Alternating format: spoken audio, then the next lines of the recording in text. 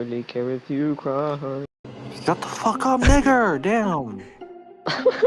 Yo, wait, somebody check stream, somebody check stream. This is not real! This is not real, we are so autistic, bro.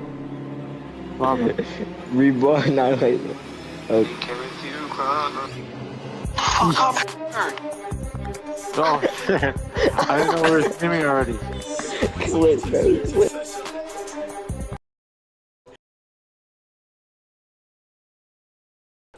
This is not real, we are so autistic, bro.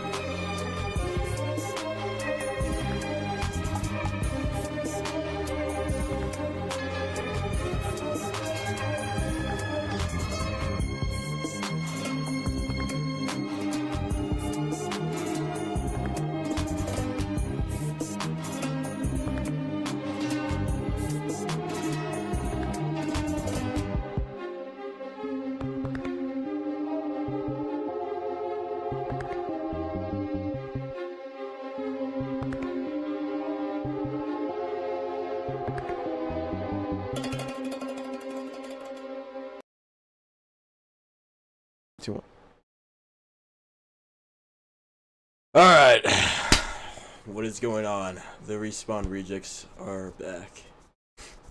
I'm joined by Jacob and Isaiah, and yours truly, I Only Banks, Alex. So tough. You know, the way you say that, it makes like people ovulate. I mean, what? Yeah, so, literally 10 minutes ago, I Only Banks, myself, released a video, shameless plug. You are a Rejects fan, you know, you need to watch a reboot.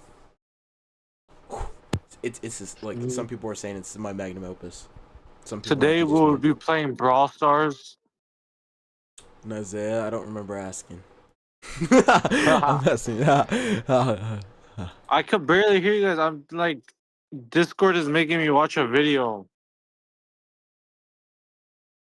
Alright, so anyway. Alright, so real quick, let me oh my god.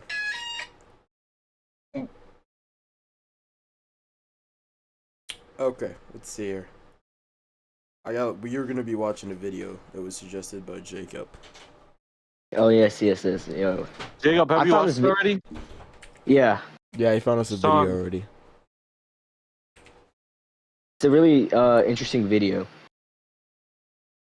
in my opinion. Yeah. I found it scrolling on TikTok. What is this?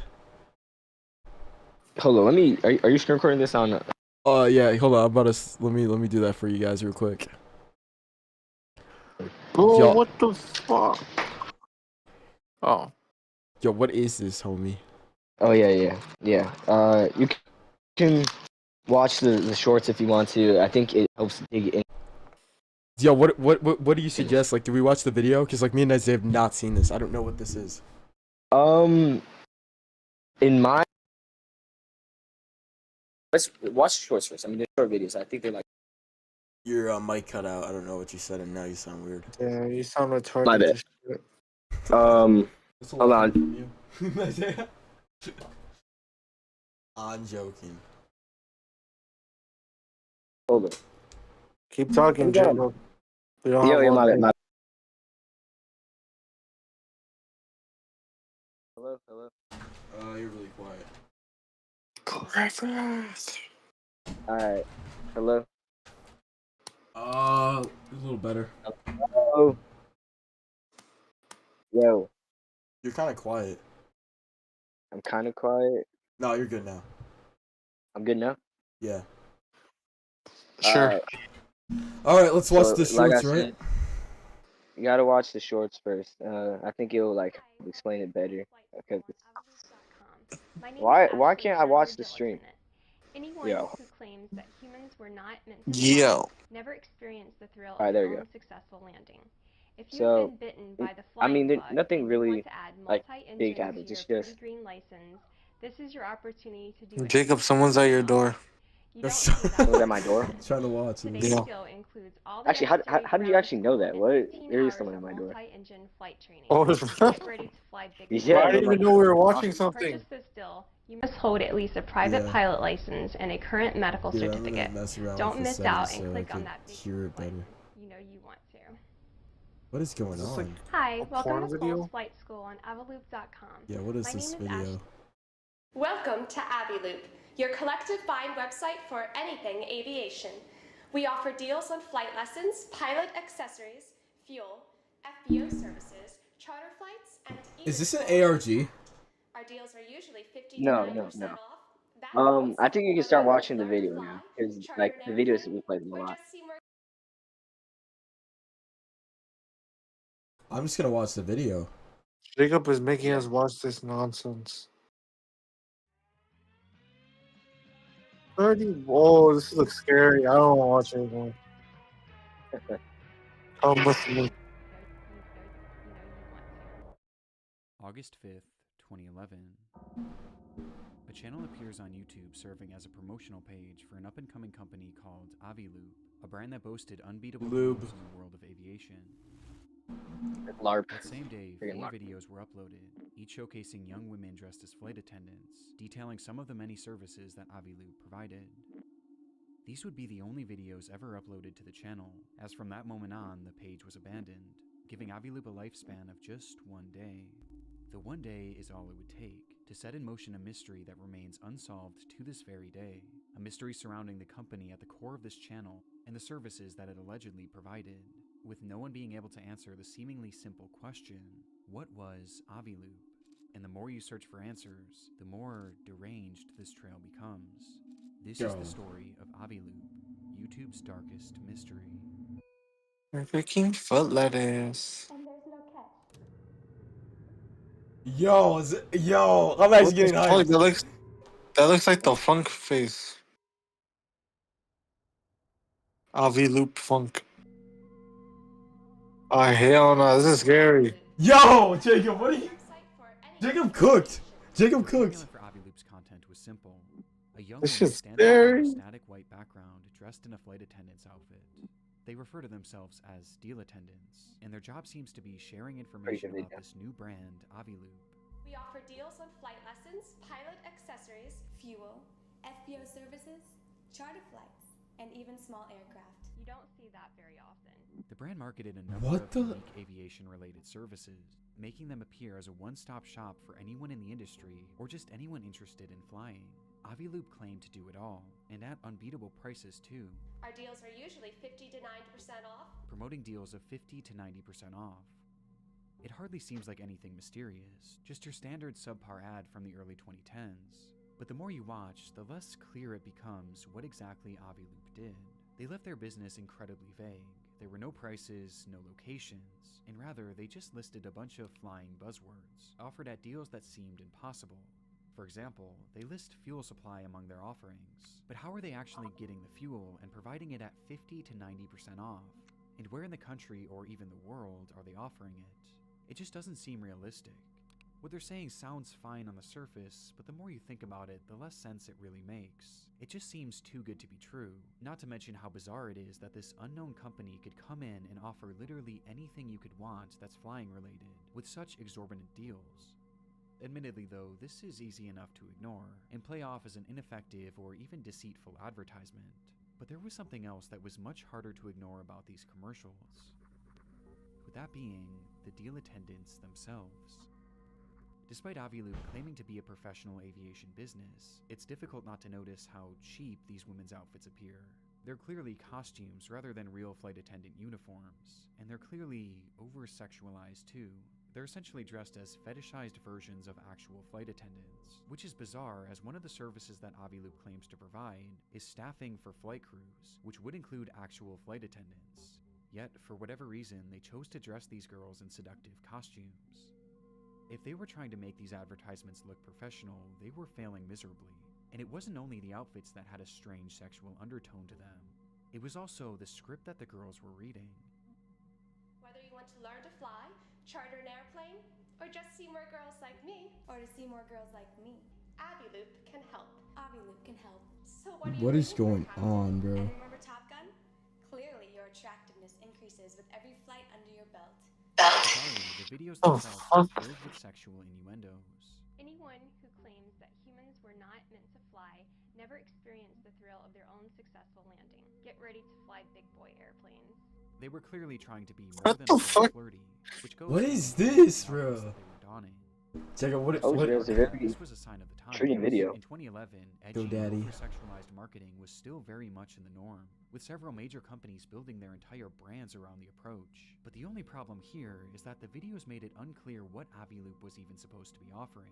Despite saying a lot, the lack of details made it entirely ineffective. Like the business itself. Was this like sex trafficking? The focus instead being on these women. In fact, in Sure. the channel's description, they simply wrote, "Meet Aviloop deal attendants." This is the official page for a brand new company trying to promote its services, and that's all they had to say. Oh, That's how there's they a marketed the website? entire company. Yeah. Yo, Also wondering should If we you go want, on you the can actually go website? to actually it the right now. role of these But deal they show it attendants. later on in the Oh, video. alright. They So show what it. They was show actually it. the purpose of Aviloop? The first and most likely theory at this point is that Aviloop was an overambitious company that used over-sexualized marketing to build intrigue around its brand, at a time when others were doing the same thing to great success. Maybe they weren't even off the ground yet and over-promising on services that they hoped to one day be able to provide. But for the time being, we're just throwing out there to get more people to visit their website. But with such a focus on these deal attendants, and just how strange these videos come across, some were left with a different theory. That rather than Aviloop using sex to sell their service, maybe sex was their service. Yeah, that's what I was thinking. Yeah. That Aviloop was a front for pornography or even prostitution, poorly hidden under the guise of this fake aeronautics company. That's This would explain yo, the that prominence actually of does these deal though. attendants, as they themselves may have been the actresses or prostitutes. And it also explains the lack of information about the company itself, as the reason their deals and services don't seem to make any sense was because they weren't actually. Oh, they're making this more scary than what it's supposed to be. And honestly, just going off the eye test, this is how the page comes across. But there are other details that make this theory a lot more compelling. For starters, in numerous videos they mention that Went up to go turn on my light. I'm a little nervous. that users can become a favorite deal attendant and win prizes as a result.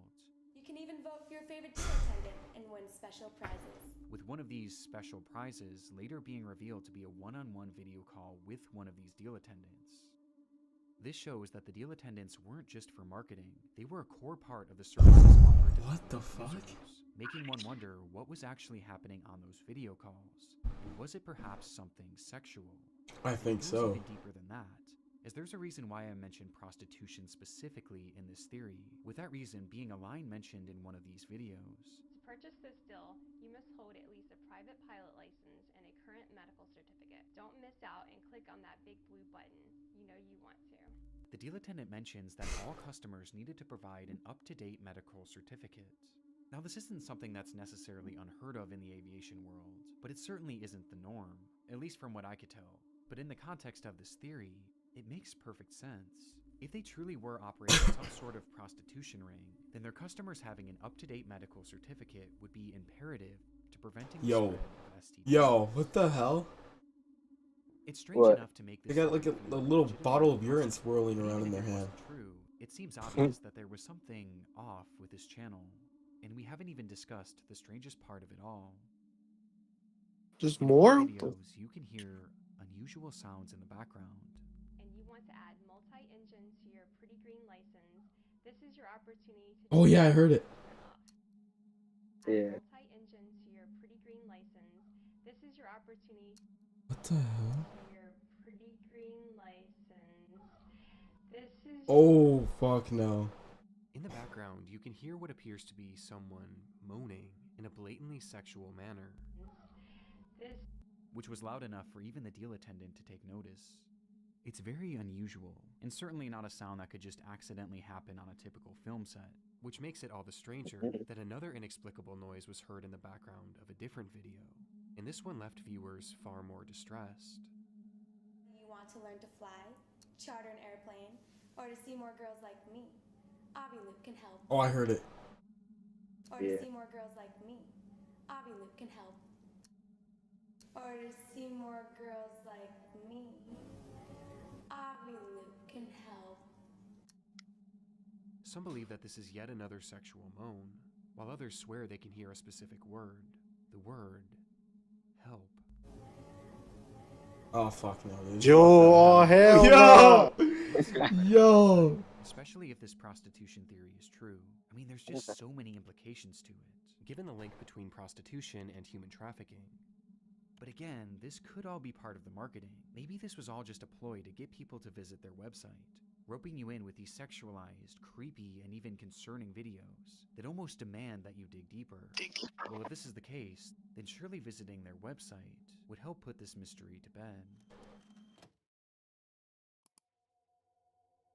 At the time these videos were uploaded back in 2011, those visiting the Aviloop website would be met with a rather lackluster experience. The homepage was dull and uninviting, and seemed about as vague as the videos promoting it. However, they did have an About section that attempted to describe the service more in depth. There, they mentioned that the primary goal of Aviloop was safety, as they believed that making training and other aeronautic services more accessible could in turn help prevent accidents, which strangely was never even hinted at in their videos, and is never mentioned again on any other portion of the website. But it was in this About tab that they listed even more services that they claimed to provide. Services like navigation equipment, headsets, and pilot vacations, among many other things. Basically anything even remotely related to flying, they sold it, or at least claimed to, and they insisted that they did so cheaper than anywhere else, by using collective bargaining, a process that they would go into greater detail about. Basically, Aviloop acts as a third party, partnering with aviation businesses to promote unique deals on their site. Each of these deals has a quota that must be hit for it to actually go through, so if enough people buy the deal, the quota is reached and everyone gets a voucher to do or receive whatever they paid for. But if the deal doesn't reach its quota, then everyone is refunded and the deal is voided without any cost to the users or the business. Aviloop was the middleman, which could explain how they managed to offer such impressive deals and such diverse services. Though again, this is just what they were saying, begging the question, was anything actually being sold on aviloop.com? Well, there actually was. The deals were sorted by general locations, and most consisted of flying lessons, museum trips, or even temporary tattoos. However, there was something unusual about these listings. Bizarrely, almost every deal on the site was marked as completed, each having ended in 1969, which obviously was impossible. There were only a select few deals throughout the entire website's history that were ever even active, and even then, there didn't seem to be a way to actually purchase them. This end date of 1969 was either some sort of glitch, or it was intentionally set that way, as the year just so happens to be yet another sexual innuendo. So what should prove the company's legitimacy actually only makes this company seem more suspicious. It was like they were trying to make it appear as if they were selling all these different things, yet in reality they were hardly offering anything, and what they were offering wasn't even available for purchase. This set me on a hunt trying to find any sort of testimonials or reviews from any Aviloop customers, but strangely I couldn't find a single one.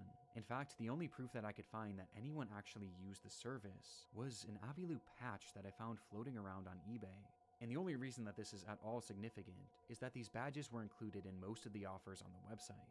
But this isn't substantial in any way, shape, or form, and it's clear that the seller wasn't actually a customer and was instead a patch collector that must have somehow obtained it. making me question if anyone actually ever bought something from this website, and if this whole marketplace was really just a ploy.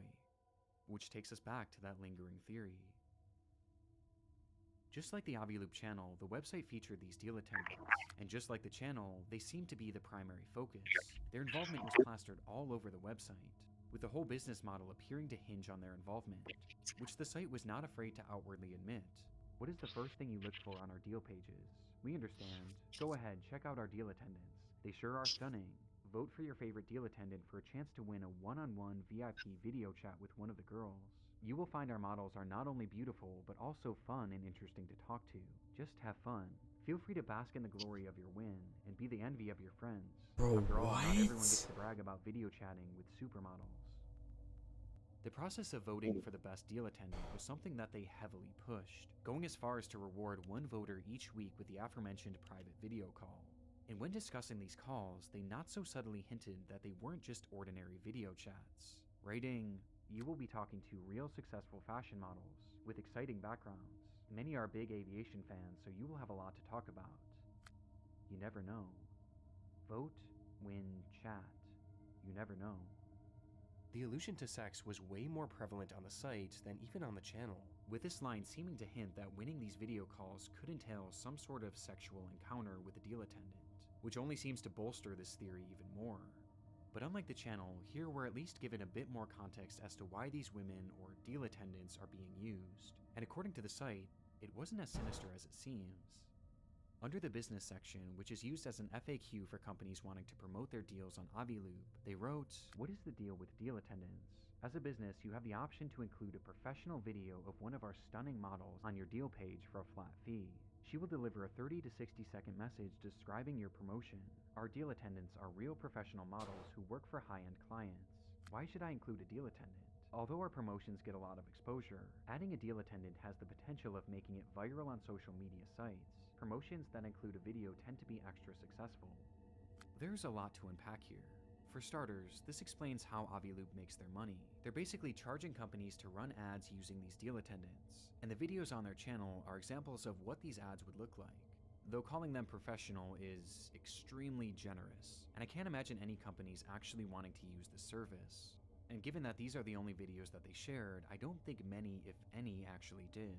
But in this explanation, AviLoop is all but admitting to using these deal attendants to rope people into visiting their website, over-sexualizing them to lure in perverted internet users, giving them false hope that they'd be able to interact with these women and maybe even sleep with them. And in exchange, these users keep coming back to the site under this false hope, which maybe could lead to them purchasing something. It's an insane business model, and one that really doesn't make a whole lot of sense. I mean, they're claiming that this is a service for professionals and real aviation fans, for the primary reason of making our skies safer, yet they aren't actually offering anything but the prospect of talking to women. These women are the main and really only draw of the service, and even the deals that they did list seem to contradict the primary goal of this company. I mean, how would a trip to the museum help with aviation safety? And how would a temporary tattoo help with that either? And on the topic of these tattoos, they're also extremely sexual in nature. They were meant to mimic pilot stripes and be put on your shirtless shoulders, with a passage reading, "When a uniform just won't do," and the description adding all sorts of innuendos. And this is a good time to point out just how strange the writing is across the entire website, as here they write, "What better way to thank a pilot than by saying, 'Captain, you deserve to have your epaulets tattooed. We wish someone had these on board of the Miracle on the Hudson flight.' Just imagine the look on the pilot's face if someone handed these to him. So why not keep a pair in your wallet and thank the Sully in your life for the next flight? Every safe landing deserves recognition, and this gift is sure to make their day." Everything is written like this. It's not only sexual, it's also nonsensical, and feels like it was written by AI at a time when AI wasn't even a thing. Joe, Jacob, what the hell you got us watching, bro? I'm dead ass. What are we watching? No, this is No, it's gonna pick up, bro. It's gonna pick up. pick up. It's already scary as like. Accident. Oh, there we go. Dude, This is just a prank.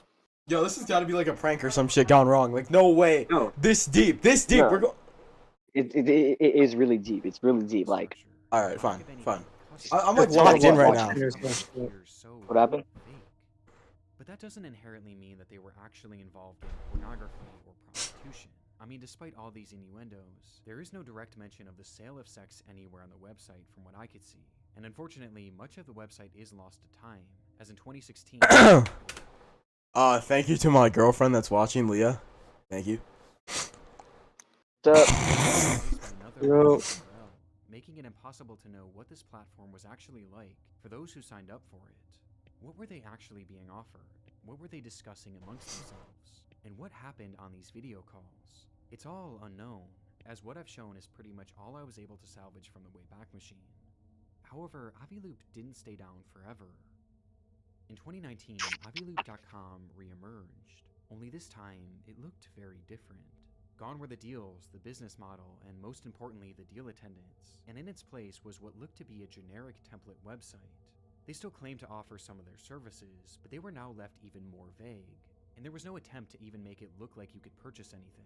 Even the innuendos were gone. It was quite literally as bare bones as it gets, and comes across like a sham website, void of any notable information. With one exception. There was a single new addition to the site, as at the very bottom you could find a short bio, not of a deal attendant, but of a legitimate pilot named Nadia Marenko, the creator of Aviloop. I knew it was a woman. This revelation is huge, as Nadia Marenko was a well-known and extremely successful pilot, which makes Aviloop all the more confusing, as you would think that her involvement in the company would help legitimize it, and make it seem more likely that Aviloop was a real company after all. But instead, it actually did the exact opposite. Oh, that's the Epstein girl. Yeah, that is the Epstein girl. That's the Epstein girl. Depth far darker than we've yet to discuss.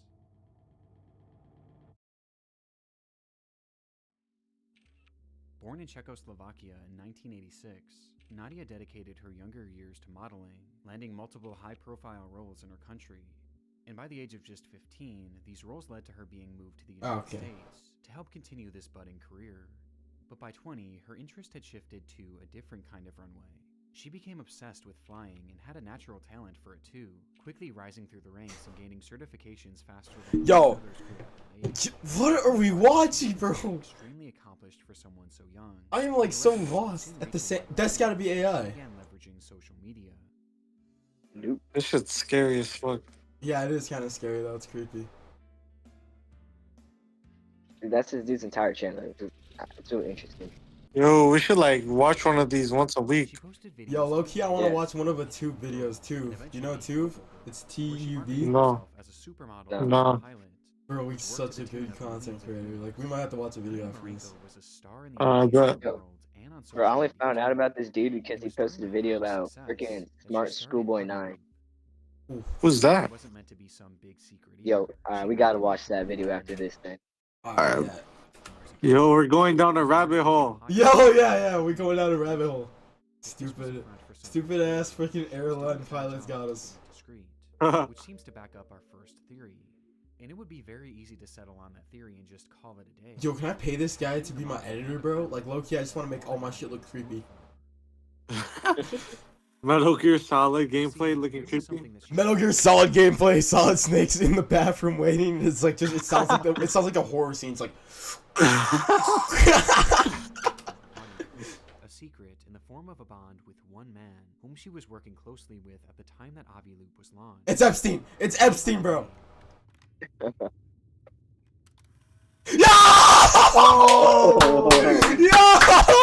Yo! No way, bro! I actually guessed it. Yo, this guy's gonna stop making videos. Yo! Yo! Dude, Jacob! Oh my god! Yo, bro, cooked with the suggestion. Holy shit! In case you're somehow unaware, Jeffrey Epstein is the most prolific pedophile and human trafficker maybe of all time. He carried out a large-scale human trafficking operation, bringing children to his private island that he and other elites exploited in horrific ways. One of the biggest news stories of my lifetime, and over the past years there's been so much talk surrounding the acquaintances of Epstein, who is connected with him, and how close were they. But of all these people in Epstein's circle, few, if any, were closer to him than Nadia Marenko.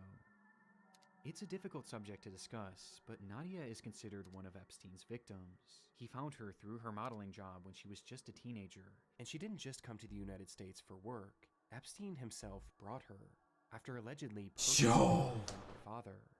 What followed was So- Nadia becoming his self-described sex slave. It's a horrible and unimaginable fate.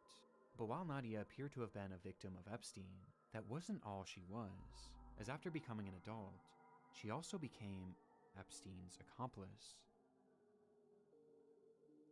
When Epstein was first investigated by the FBI back in the 2000s, many of his victims came forward and claimed that Nadia was not only present for their abuse, but she was a willing participant, there to satisfy Epstein's criminal sexual desires by, on occasion, directly participating in sexual abuse and prostitution of the minor girls.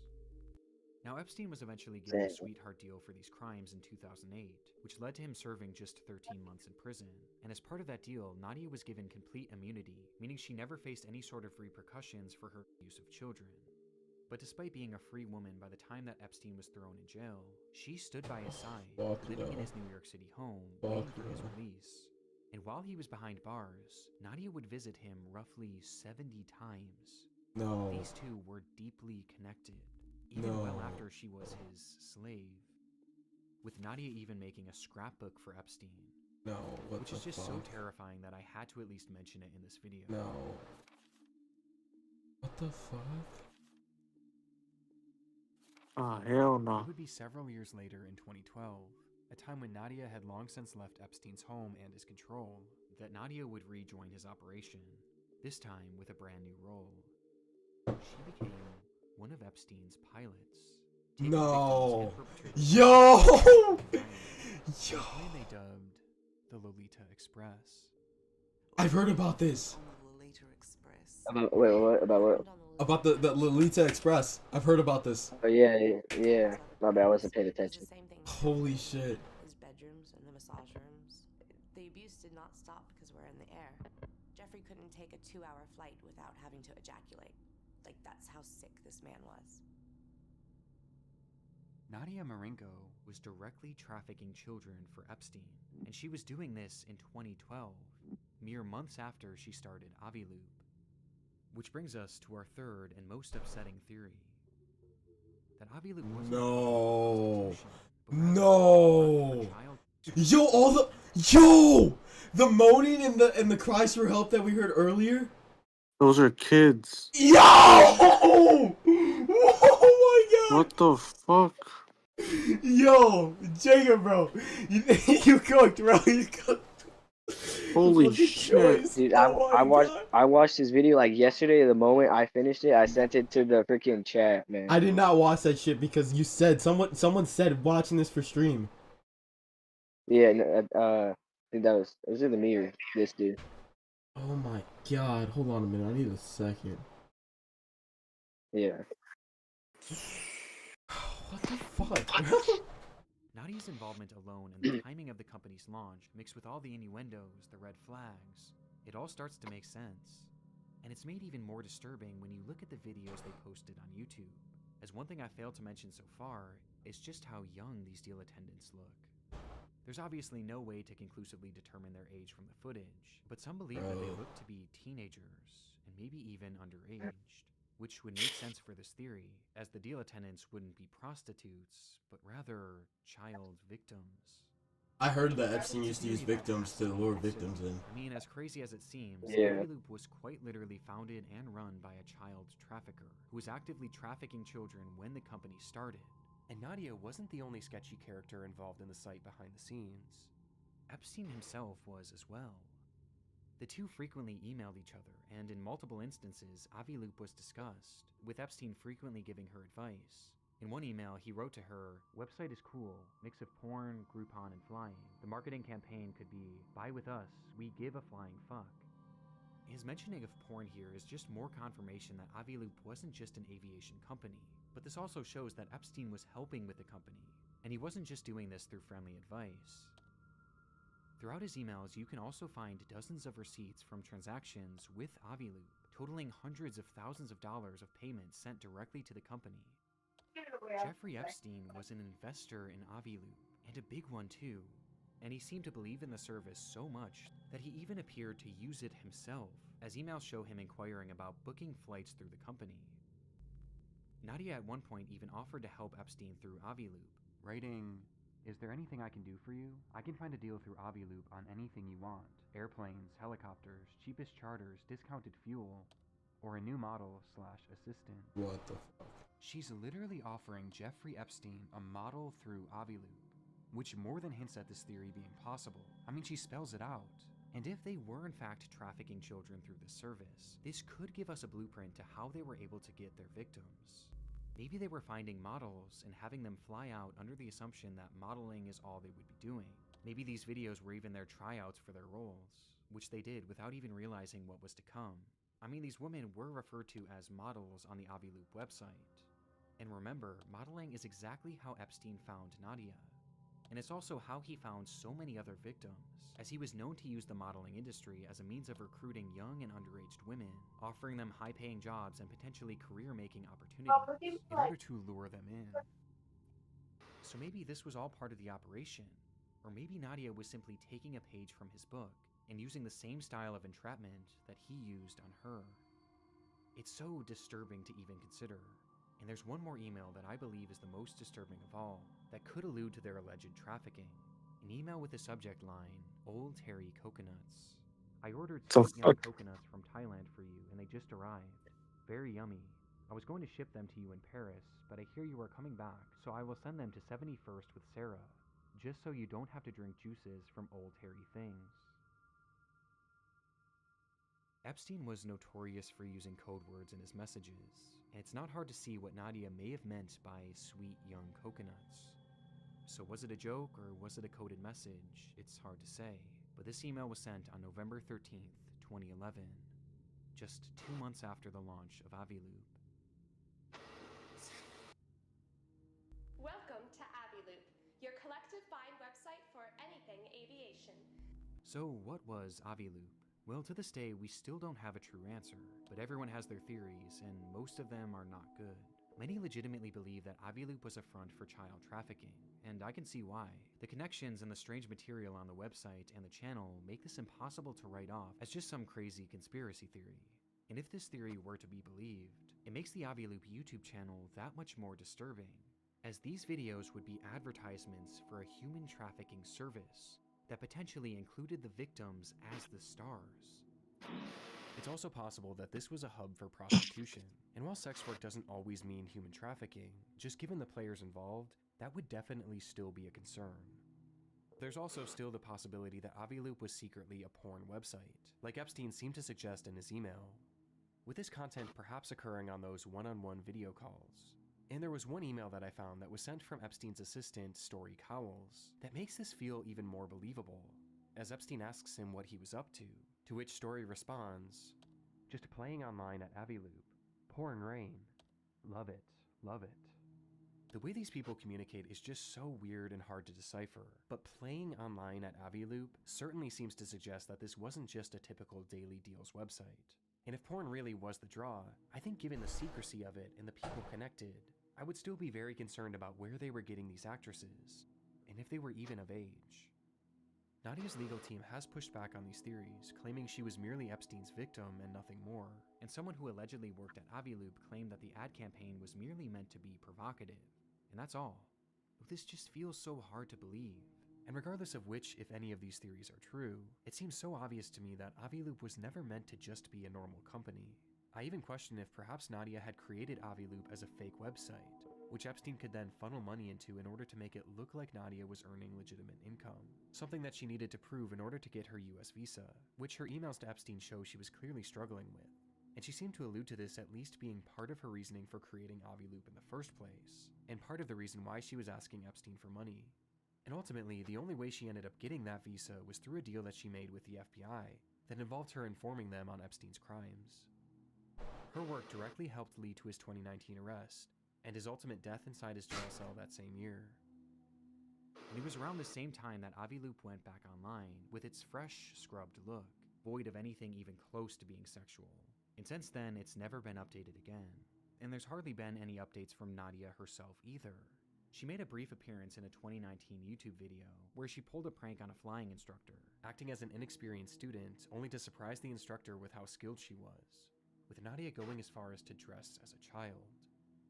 But since then, her trail goes pretty much cold, and once the Epstein files started releasing around 2024, she disappeared from the public eye. Bizarrely, from that point on, the only trace of her seems to have come from images and videos from a monastery, which she seems to have joined. Nadia Mariko's work with the FBI and the immunity that she was given all those years ago makes it feel unlikely that she'll ever be prosecuted, or even investigated for whatever this whole operation was. The reality, though, is that we don't know the full truth about Aviloop, and it's involved in one of the most twisted and deep rabbit holes in human history. A rabbit hole filled with so many layers and cover-ups and corruption that I just hope that somewhere within all of it, we can eventually find an answer to the question, what was Aviloop? But until then, it will remain one of the darkest mysteries, not only on YouTube, but across the entire internet. Hey guys, I actually have a super last minute update here. I'd completely finished this video, but there was something that was still bothering me. The question of who were these deal attendants? I initially tried looking for information that could give us an ID, but everything was just wild speculation.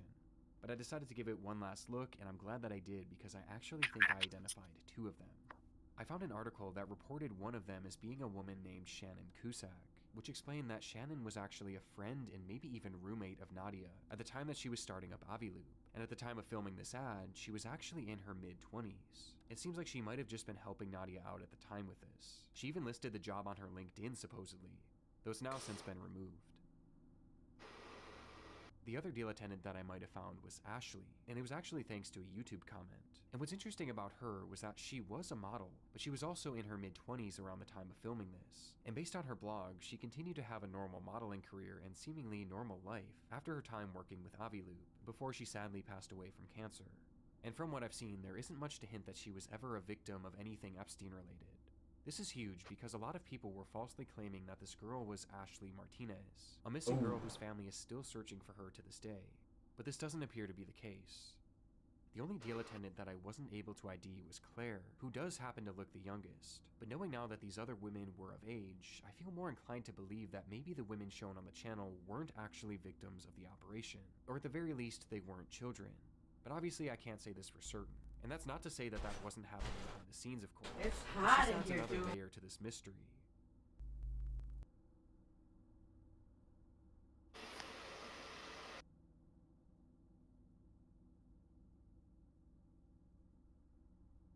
Yo, how many videos does this guy have?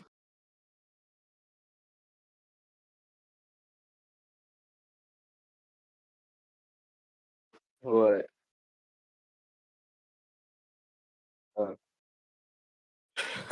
Yeah. So, That's any rough. thoughts on the video? That's a crazy Yo, video.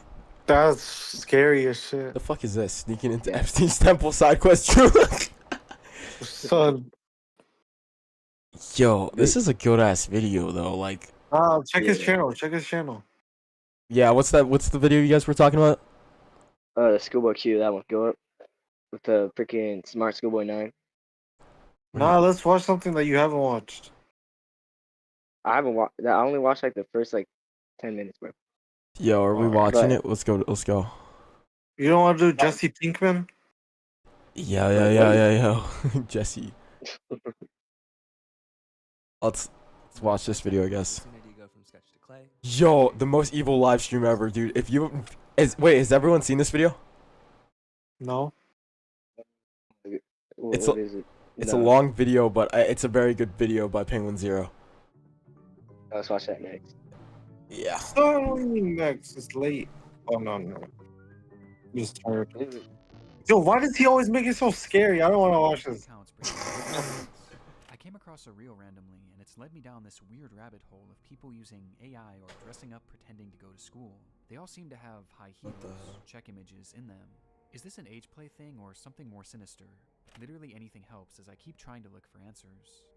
This post was made to the subreddit r/Instagram by the user numerouscut792 on April 15th, 2024. It featured screenshots of 3 bizarre-looking Instagram pages they had encountered earlier that day, with OP expressing concern that something truly disturbing was happening with these users.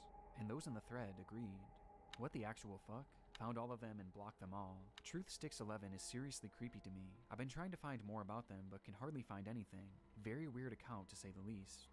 The 3 accounts apparently belong to 3 different children.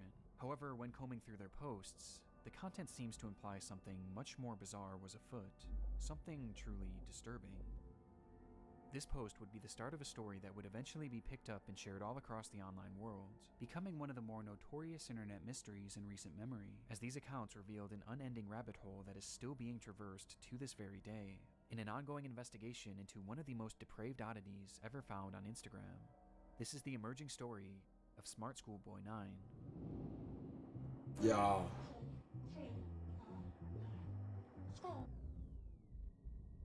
I hope you like these photos. What the hell? Really good. We'll return after these messages. What the Before fuck? we get too far down this rabbit hole, I want to first thank today's sponsor, AG1. Son. Yo, shout out these people. Shout out these people. Yeah, I'm sure it's good and all. Right here. Shout out to those people. Beautiful boy, an account looked after by me, a degree-educated mother choosing to stay anonymous. This was the bio of the first account pictured in the Reddit post, an account named TruthSticks11, which was said to be operated by a 12-year-old boy and his mother. Back in October of 2021, the duo would make their very first post, kicking things off on a somewhat concerning note, though not for their own page, but instead another account on the platform. So, that's the account run by a man pretending to be a boy. The video was created and posted by the mother for the sole purpose of warning others of a specific user who had been posing as a child online when, in actuality, he was a grown man who did this in order to get close to and exploit other children across the platform.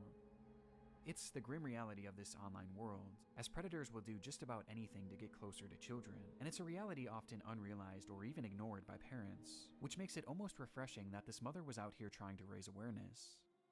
These posts would become the crux of the account early on. They would call out this user and their many accounts again and again, eventually going more in depth about what this person would actually do, claiming that they had a strange perversion to dressing up as a young schoolboy. Does he wish he were a young boy in a school classroom, looking nice and being successful at school? Yes. This theme of calling out online predators would remain consistent throughout the years on TruthSticks11. However, after some time, the mother behind the account began to use the page for its initially intended purpose, to share photos of her son. The photos began reasonably normal, and would show this young boy studying at school, accepting awards from their principal, and even school presentations in which their son had attended, with the caption boasting about how intelligent the young boy was. Though over time, the photos began to grow stranger. What the fuck? No, what is They looked this? off, almost as if they were AI generated. And on top of this, they began to appear heavily edited in an almost inexplicable manner. No. With deep red Yo. often being added. But it looks like Isabella. By his face being Yeah. white. This unsettling trend would continue from here, as with each passing post, the photos grew less authentic and more surreal. Yo, this is actually kind of creepy. Fuck. Yo. Ew. Yo. Yo. I'm not looking at this that long. Straight up disturbed. Even Yo. sickening. Oh, what the fuck? These bizarre edits spilled over past just the images too, as the posts began to appear as disjointed collages, often showcasing multiple grotesque images and paragraphs about how much this user loved school. And this wasn't the only shift either. At some point, the son behind the No, account I'm not looking at that. posting I'm not looking at that. allegedly I'm not looking at that. saying things like, "My really What cool the- mom asked me if I'd like This to is do actually this, and disturbing. I I don't fucking like this. He even shared supposed videos that he had filmed of himself. Oh my god. I'm looking around my room right now. This is so creepy. Yo, what the Someone fuck? chilling. Yo. Yo, thank you, Burger King. Holy shit. Never been so glad to see a Burger King's commercial. always ruining the moment. I'm so glad Burger King just saved my ass. I am looking around my room right now. I'm scared of this little white fucker. Yo, this is actually scary as hell, bro. Yeah, dude. Holy shit. Y'all don't genuinely know about him? No. I thought Bro, I he did. was I like thought a you said big- something else. He was like a big thing like last year. Like there's a bunch of posts talking about this dude because he would like constantly post on Instagram. The boy then That's- shows off his what singing the in one of the Oh, clips. fuck. Oh, hell no. Yo, he looks like the chicken nugget. yo, what the fuck? Though their voice sounds off. Jesus The account was overall anomalous and extremely off-putting. And though this content was visually alarming, another aspect made it even more so concerning, as over time, many of the images began to resemble CP, showcasing these fake AI children in explicit positions, with their faces sometimes even being photoshopped onto scantily dressed adult bodies. One thing is blatantly obvious about the Truth Sticks account. The supposed child behind it is not real. Even in the more passable photos at the very beginning, there's evidence to suggest that these were likely AI as well. And based on the disturbing content that this page featured, it seemed more than likely that whoever was behind this page was not an innocent mother concerned for the welfare of other children, but instead, a predatory individual themselves. And this wasn't their only account. The second page featured on the Reddit post. No, fuck. There's more? We got more. No. No. The page was also supposedly run by a child and monitored by their parent. Bizarrely, they also posted frequently about the dangers of online predators. With the word of these posts and he's self-reporting. Essentially the exact same as Sticks, just not as over the top. These two accounts even frequently. He's trying to get rid of the competition. But by far the most compelling. Yo! Oh my gosh. No! This shit's actually gonna follow me in my nightmares. High-heeled mini boots. These shoes were mentioned. What the fuck? What? At playtime, I'm sometimes running around with my really cool heeled footwear I wear with my uniform. After coming home from school, it looks like Patrick Star. Yeah, Patrick Star, the stripper. Neat tie, white shirt, tailored close-fit gray trousers, and black heeled mini. Oh, he's British. He's British. No matter what they discussed, what the mini boots were always a talking point, which adds confirmation to something that is already becoming apparent. No. This is fetish content, not too unlike the bizarre accounts in the Pipergate rabbit hole. Fetish what? Children. The what gate? The Pipergate. Is that AI was seemingly not what is that? I don't know. I have no clue. Just I guess that's the next video. No, I want to see the freaking evil stream. These two accounts are cut from the same cloth. I need something to calm me down, bro. This shit's creepy. Same person. For real. Who, despite their constant warnings of the dangers of adults pretending to be children online, seems to be doing the exact Yo! as part of some sort of fetish. The extent of which Yo, why does it look like that? For certain, these pages were not run by children or their parents. So who created them? Well, that brings us to our third and final account shown in that initial post. Smart Schoolboy 9 was much the same as the other two accounts. They warned of online predators, obsessed over high-heeled mini boots and school uniforms, and posed as a child despite clearly not being one. But Smart Schoolboy was different in one key aspect. The person behind the account was pretending to be a child, but they were doing so in a much more apparent manner, as they didn't use AI or stolen images of other kids to form their identity, and instead, they used photos of themselves. Holy crap. Holy crap. In the images posted on the account, we see what appears to be a fully grown man, dressed in a schoolboy's uniform. His face is painted pure white and has bright red lipstick, and he is of course wearing high-heeled mini boots, characteristics that were all utilized across the other accounts. Only this time, it was done on himself. As he I am in shock right now. What the fuck am I looking at? As well as pretending to go through other life events. Yo, I have braces! No! No! Yo! As the account consists primarily of videos.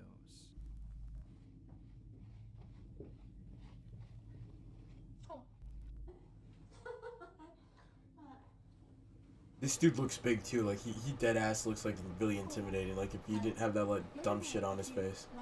Well, he's balding. Yeah, he's balding. He got no hair. The videos are all incredibly off. He's like 40. Some show him arriving home from school. Like 50, from what I can remember. 40, 50 years old. Boys, school. Others show him claiming to be on the bus heading towards school. The fuck is this? Snapchat filter. Another video showing him doing whatever this is.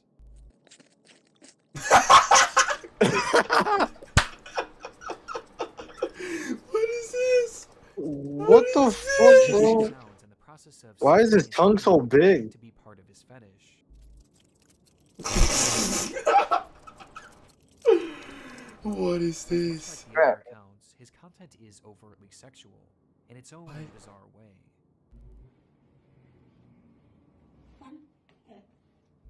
In fact, there's a video of him with his full outfit on, where he shows himself staring into a mirror as he appears to pleasure himself right in front of the camera, as he stares into his own eyes. This account is by far the most sickening part of this whole rabbit hole, and also the most important. Interspersed throughout his page are a few examples of what this individual's voice sounds like. Hey, Meta. Oh my god. Oh my gosh. Holy, I want a commercial Yo, break, motherfucker. I'm just lost for words right now. Yeah.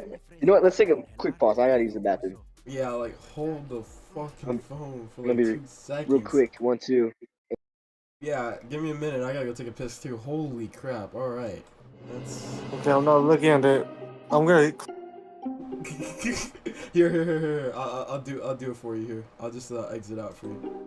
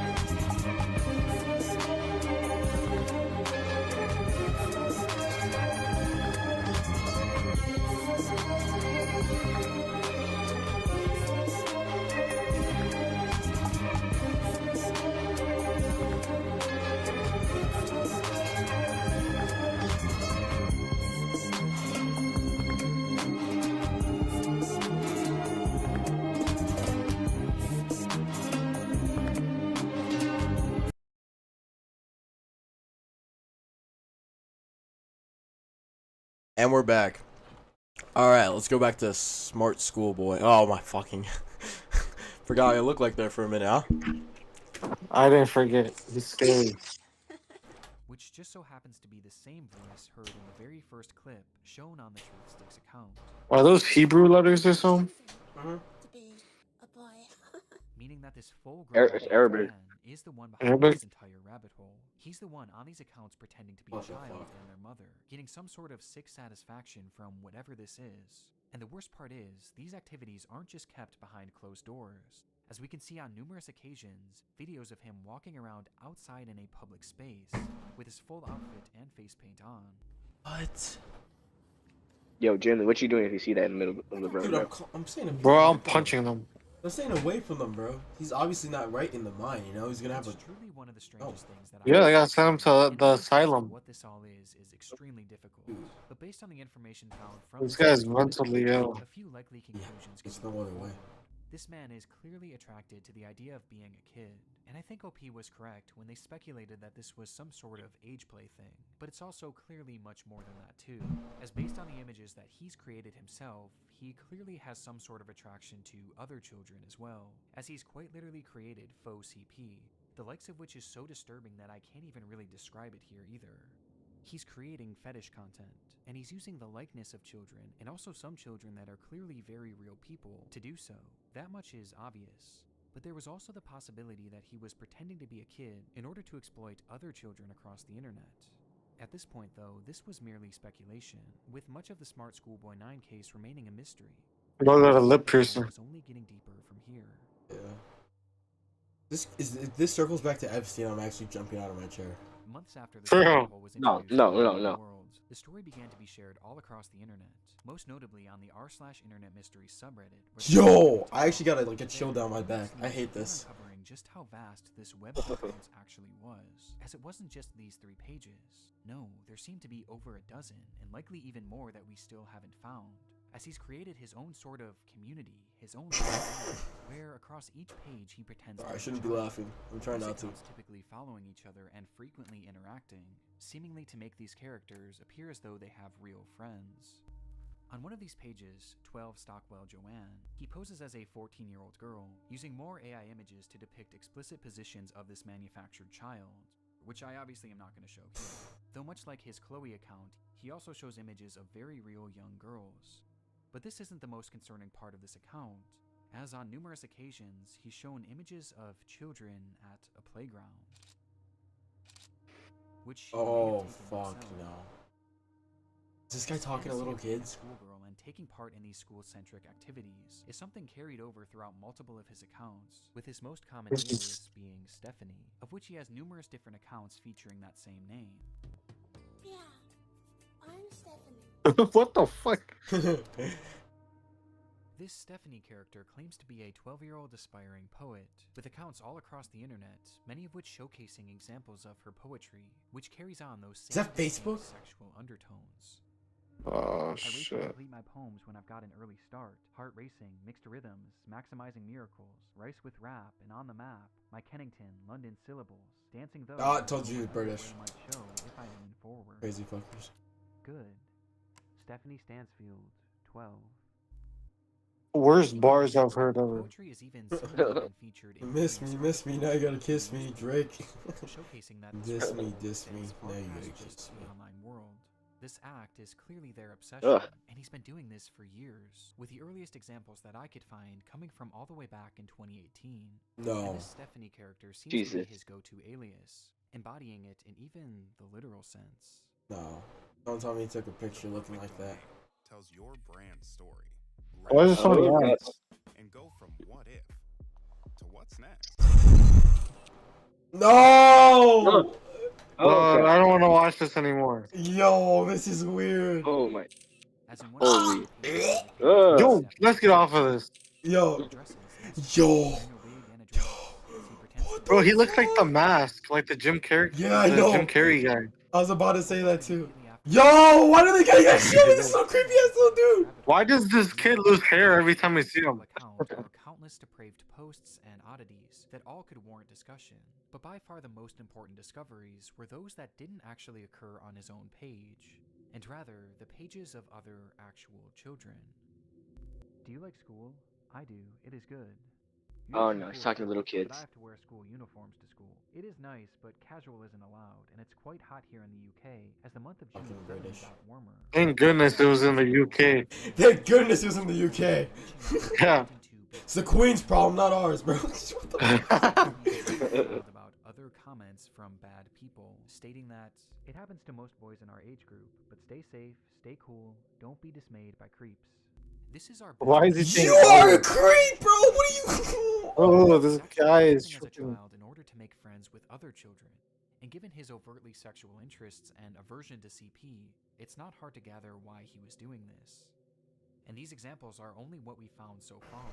It's possible that there are dozens, or who knows, maybe even hundreds of other comments out there, hidden on unknown children's accounts. This is predatory behavior. The man behind Schoolboy 9 is a predator. And in case there was still any doubt of whether or not this was a sexual thing, here's what he had to say about being a 13-year-old girl. But how his tactics actually work. Jesus. Well, the frightening thing is, no one knows if he's actually been successful or not, or even what specifically he's looking for. We just know that he's trying to reach kids, as evidenced not only by his comments, but by the fact that he's solely following children on all of these pages. And though it's easy to look at these accounts and know that something is off, for children, it's not that simple, especially when there's pages showcasing photos of actual kids. Which brings up another frightening detail. Many of the images he's used of children have not been traced back to their original creator, and some seem to appear for the very first time online publicly on this man's pages. No. Which might mean that What he was selling the them privately. fuck? There's even one image that David posted on his schoolboy account, which shows another kid that What he the claimed to be fuck? on a playdate with, though it's impossible to say if this is real or not. For now, we just don't know for sure. Though given the fact that he's reaching out to children, What are you posting doing if you go on a photos play of date and you kids, see and some it's guy even that looks like potentially that? photographed kids in Dude, the I'm wild. decking him Yo, in the nose and ending it. fucking killing him. I'm ending it. Smart Schoolboy 9 needs to be stopped. Did he go to jail? Oh, unmasked? Come on. Unmasked. I didn't see Finding this this part. man and reporting him to law enforcement quickly became the top priority for those investigating the case. And Well, I mean, luckily, yeah, with obviously, several bro. You related just let like youth this freaking crimes, dude run it made this around. process a whole lot easier. Felt like he went like in Until he came hiatus. across his many pages, he would post images and videos of specific locations, even Yo. showing streets and mentioning very particular areas in GeoGuessr! GeoGuessrs! The GeoGuessrs got him.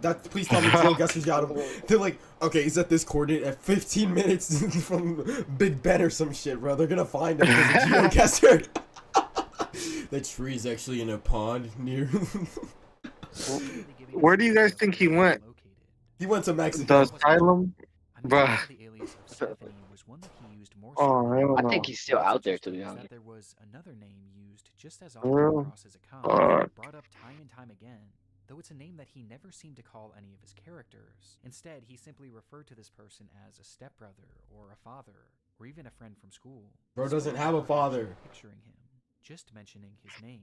He's old enough to be a father. David. And sure enough, after It's David Paul Elliott. knew it! Oh my Yeah, God, dude! David Paul Elliott. Oh my Oh my god! God. Yo, a respawn reject. David Alter, Oh, never mind. a man named 60 years old! Your ass is literally 60. here that David has Bro, that could be like convictions Miss and Gar- committed Miss his Garber's murder like even, husband. But we do know that What the fuck? investigation on Reddit and Discord. He is currently being investigated by local authorities, which will hopefully put an end to his online behavior and shine some more light on who this person actually is. As for the time being, the only other information that we really know about David is that he likes to write poetry and he makes music. He's a musician. What the heck?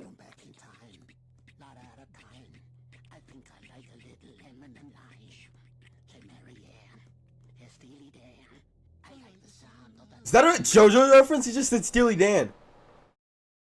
Oh. Yo, I don't like JoJo's anymore. Hold on, I just want to see something. Wait. Well, did I spell David wrong? Alter, right? L-T-E-R.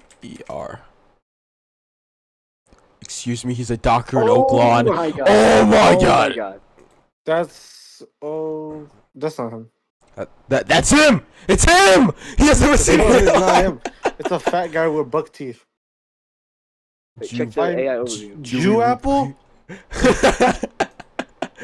David Alter. Search up David. I Alter. knew it! 1807. Bro. Oh, here it is, Oh here it my is. gosh. Oh crap. Alter went Oh, yeah. viral, customer, blah, blah, context, blah, blah. Do you see that right there, the middle one? Yeah, I know. Named So he hasn't even been. her name Alter. This is a different guy. It has to be. Yeah. This dude's... Nah, bro. What is that image, bro, for the freaking middle one? Oh hell no, he's not that skinny. Yo, what are we? Why are we giving? What the fuck? What if they raid his house? They're gonna find all this high heels. Yeah. I want this low key off my search history. I don't want to fucking see this ever again.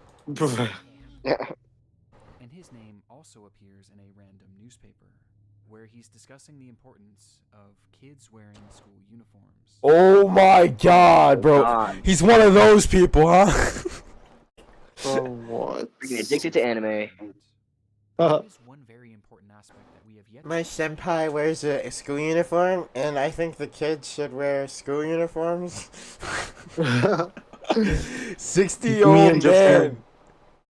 Walking home from school, you can hear a guy say to me, "You've been a good boy." What the fuck? in relation to this man, with that being David's mental state. Some believe that David is a mentally unwell individual. Of course. He doesn't know the extent of what they are doing. Now, even if this is the case, his behavior still needs to be stopped, and he needs to be given proper help to assure that no one else gets hurt by his actions. But it is important to note that David is He's gonna pull Kanye and say he was bipolar. His personal account shows that he is fairly well-spoken and articulate, and throughout his problematic content, most of his bad grammar and strange verbiage seems to be his attempts at more authentically trying to replicate a child. But it's impossible to know for sure. But what we do know is that David is extremely manipulative, with his response to the situation and other clues littered across his accounts showing us that he seems to know what he's doing, and he knows that it's wrong. Love Roblox? No! No! No! This is David's playground right here. He just goes on fucking Roblox. He dresses up as a cute little anime girl. They'll all the guys will be like, "You wanna be my Roblox girlfriend? Yeah, let's meet up on Discord." You think he scanned his face with the makeup on? Oh fuck no. Since the exposure of David's accounts, he hasn't silently slithered away like most other predators would. Instead, he's actually responded on more than a few occasions, lashing out to those who have DM'd him, calling them the perverts and predators. He even left a comment on his Joanne account seemingly directed at himself, writing, "You are really sad. And if that's your name, David, be honest with yourself. You're 50, as you said elsewhere. You reply to me, a girl, as if I'm your buddy? No chance ever." This is something David does all the time. It's projection, and it's Dude, he has to have like bipolar. the beginning of this rabbit hole. So, that's the account run by a man pretending to be a boy. And he continued posting these predator exposés, along with other warnings about predators on the internet across every page he made, each of which being hyper-specific to his own predatory ways and fetishes. The things he accuses others of are blatant projections of his own dark vices. And I can think of two reasons why. Number one, that this makes his account look safer to other parents and children. It gives the appearance that he's not another internet creep, because he's actively calling them out. It's a way to build trust. Why do they keep showing this clip, bro? I hate this clip. Number two, Bro, this is... what he's doing is wrong. And this is the hell? You gotta stop that. Probably to make himself feel better about what he's doing. And it's obvious based on just how accurate these claims against others are to him. Does he wish he were a young boy in a school classroom, looking nice and being successful at school? What the fuck? Yeah. And these claims are made over and over again, as each time he calls someone out, he's further exposing himself. Which becomes more concerning when you realize that these projections seemingly aren't strictly pedophilic. Within those eerily familiar expose posts, Oh crap, what is it now? He mentions how this user not only wanted to exploit children online, but they wanted to kill them. Cannibalism? As he mentions that Wait, pause it. Oh yeah, he's talking about it. Oh. Unpause. He just started talking about cannibal.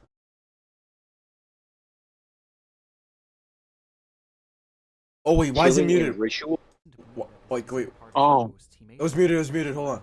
He mentions I thought my thing froze. Exploit children online, but they wanted to kill them as well. As he mentions that this user has a clear interest in cannibalizing kids. What the fuck? Performing ritualistic sacrifices. What the fuck? What? That's like some Epstein stuff, bro. I have no reason to believe that this isn't part of his MO as well, as crazy as that may sound. Oh. This also seems to coincide with some of the content he's posted that I can't show you, as some of these photos show children edited in contorted positions, including some where he's added what appears to be rope to give you What the fuck? And what makes this even more disturbing is that on his accounts he's posted numerous photos in the vicinity of schools, on nearby secluded trails, and even some where he discusses what time school starts and ends, saying that he likes to be awake and ready for it. There's even photos that show other children outside from a distance, almost as if David was stalking them. This is highly concerning. Oh God. Even if we don't know truly how low this man's perversions get, he is still far too close to children, which is perfectly encapsulated by this photo of him on a school playground during the day. And with his disturbing desires, I don't even want to imagine what he's capable of. Which brings us to the final piece of content that I need to talk about. Chasing another boy running in heeled mini boots. This was the text shown on screen during a short video posted onto one of David's many accounts. And in the video, we see the man pointing the camera at himself, showing his full face of white makeup and red lipstick.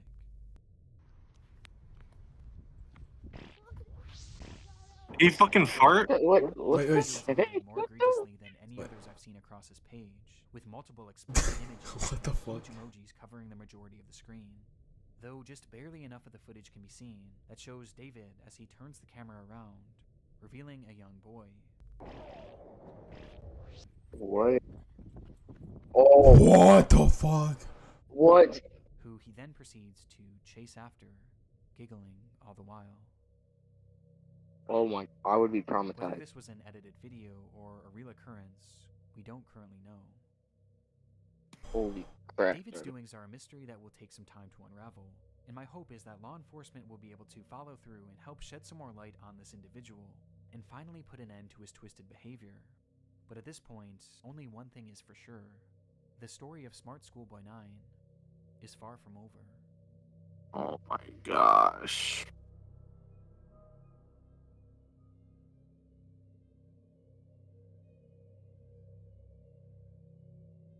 Not all heroes were keeps. Oh my god, Jesus. dude. Yo, this guy earned my subscription, bro. Holy shit. This guy's tough. This guy is tough, bro. I want to see the most evil stream, but I low-key want to see another one of these videos. 13 Let's do million views. The Jesse Nimble, that's the Jesse Pinkman guy I was talking about. The Jesse Pinkman guy. I didn't know how to say his last name. Nimpo Japo. Yeah. Nima Japo. The internet forgot about this way too fast. The fact that he's still out there is crazy. Imagine holding a baby 9 months old and just giving birth. This thing. The worst part is.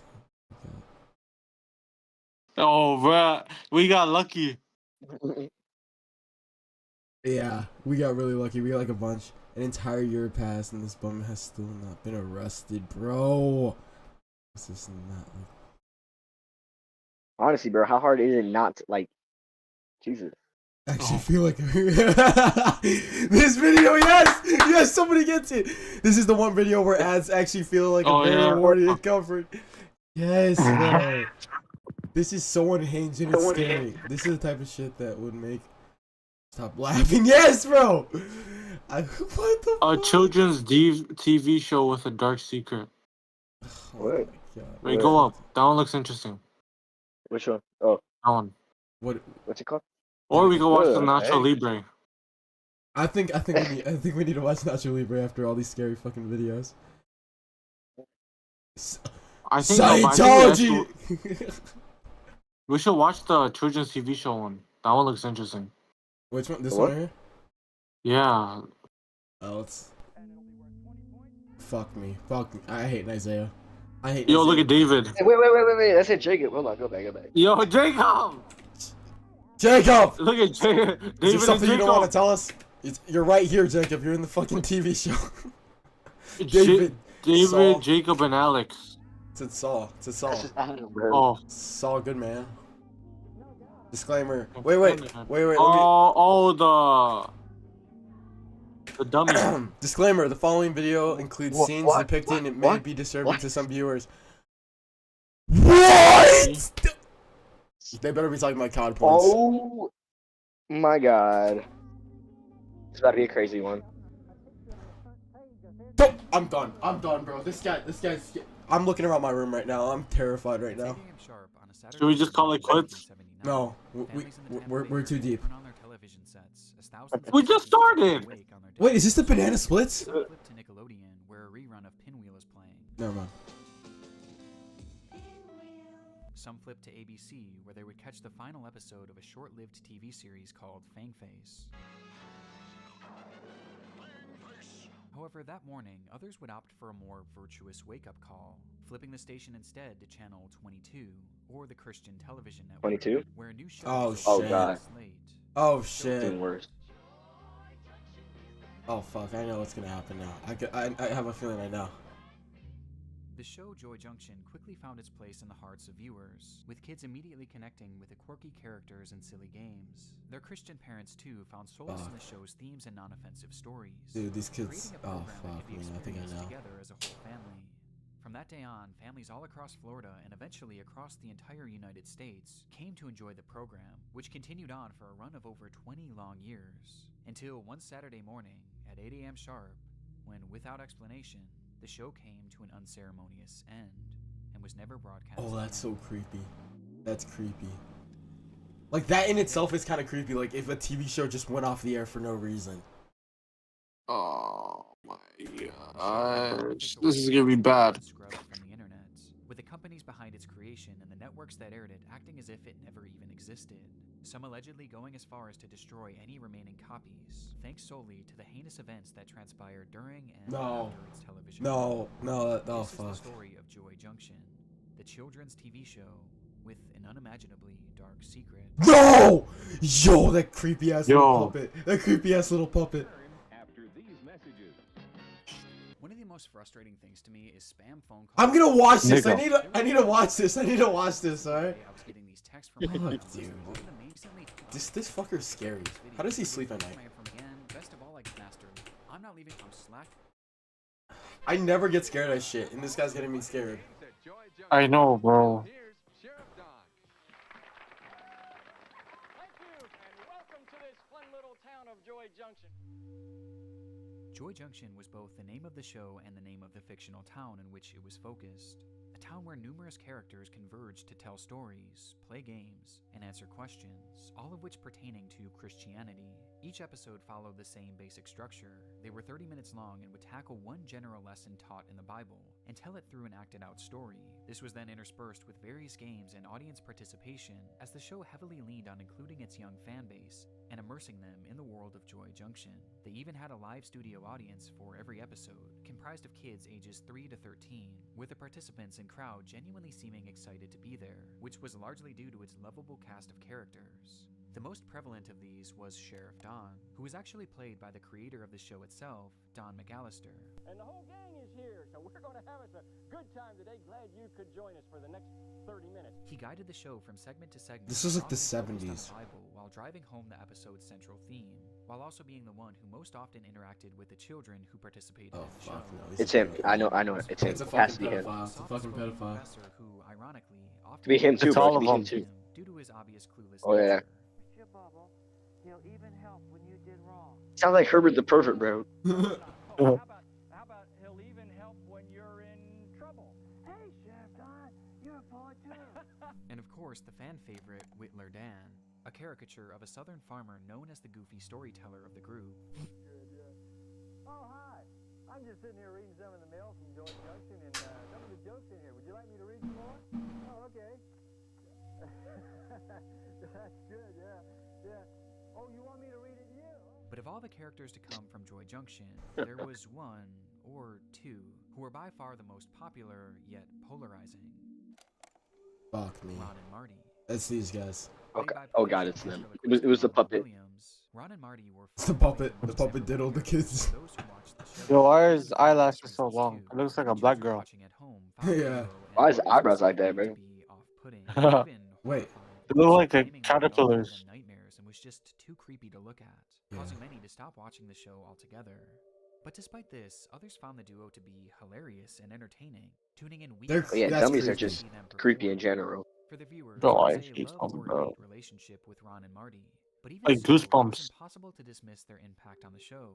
They appear in every single episode that we have available today, and they were often tasked with teaching the children some of the series' most important lessons. Lessons like not to cuss. Seems like I'm hearing a lot of swear words. Oh, I see his mouth moving. swear words these days. And I'm not Go sure on. one of them's gonna slip out of none now. First of all, why don't you try immediately praying and asking the Lord to take What if they the start swear words both talking at the same time? Say, that's a good It's over. idea. Practicing self-control. Self-control. Oh, well, I don't think my self-control works. It must be broken. Well, no, Marty. I don't think anybody can practice self-control all by themselves, but if you'll just ask the Lord to help you, He will. Defeating bad thoughts. Hearts will cause good words and thoughts to come out of our mouths. It's almost so, Marty, as if our mouths will overflow with the thoughts and the ideas that are inside of us. You know, we need to be very careful about what we put in our minds and our hearts, Marty. That's for sure. And most controversially, Ron, they were looking at some dirty pictures and they wanted me to look too. Well, Marty, what did you do? Well, I said, look, guys, I like you a lot and I want to play with you, but I can't look at those pictures. I just can't do it. Okay, wait a minute.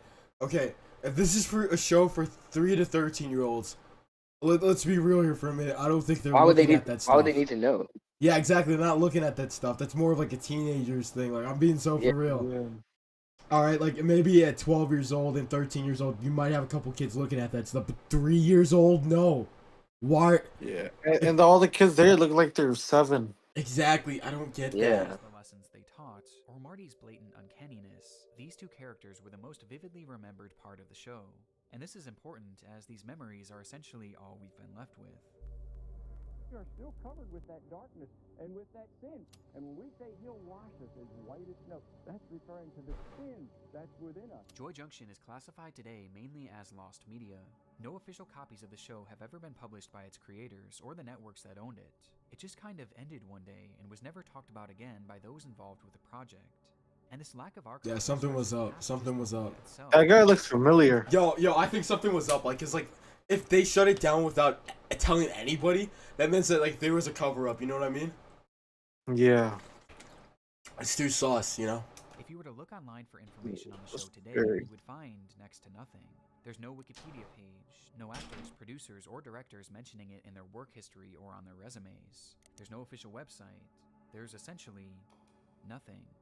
Not even so much as an official date in which the show started and ended, despite the fact that the show apparently ran for 20 long years. We know for sure that the show aired on CTN in the 1980s, specifically in the Tampa Bay area, before it was later syndicated and broadcast across the country on channels such as TBN and Smile of a Child. But today, none of these networks mention the show having ever aired in their lineups, and none of them have ever provided an explanation as to why the show was pulled from the air. The only reason we even know anything about it is thanks to old recordings and VHS tapes captured by those who once enjoyed the show, with a few dozen episodes and some short clips from the series having made their way to This is like recent years. the Shazam movie. Bro, what? You mean this is like the Shazam movie? No, I thought that was like a genie movie. That was called Shazam.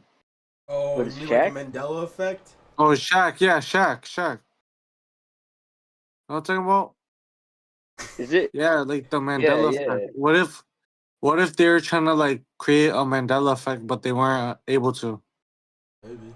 Only surviving relics of Joy Like Junction. Loki, you could think that this is like whatchamacallit, like this is like Sesame Street. Like Loki, you could actually might like think that because it looks similar. Does it not? I feel like they're just trying to test the limits of their manipulation. I think so. What it is. Unless he pulls up more info about it. Yeah. Let's see. Because of this, the show is largely a mystery, and information is incredibly scarce and hard to come by. But after doing some digging, I was able to find some mentions of it in old newspapers printed nearly 45 years ago that did shed a bit of light on the context surrounding its creation.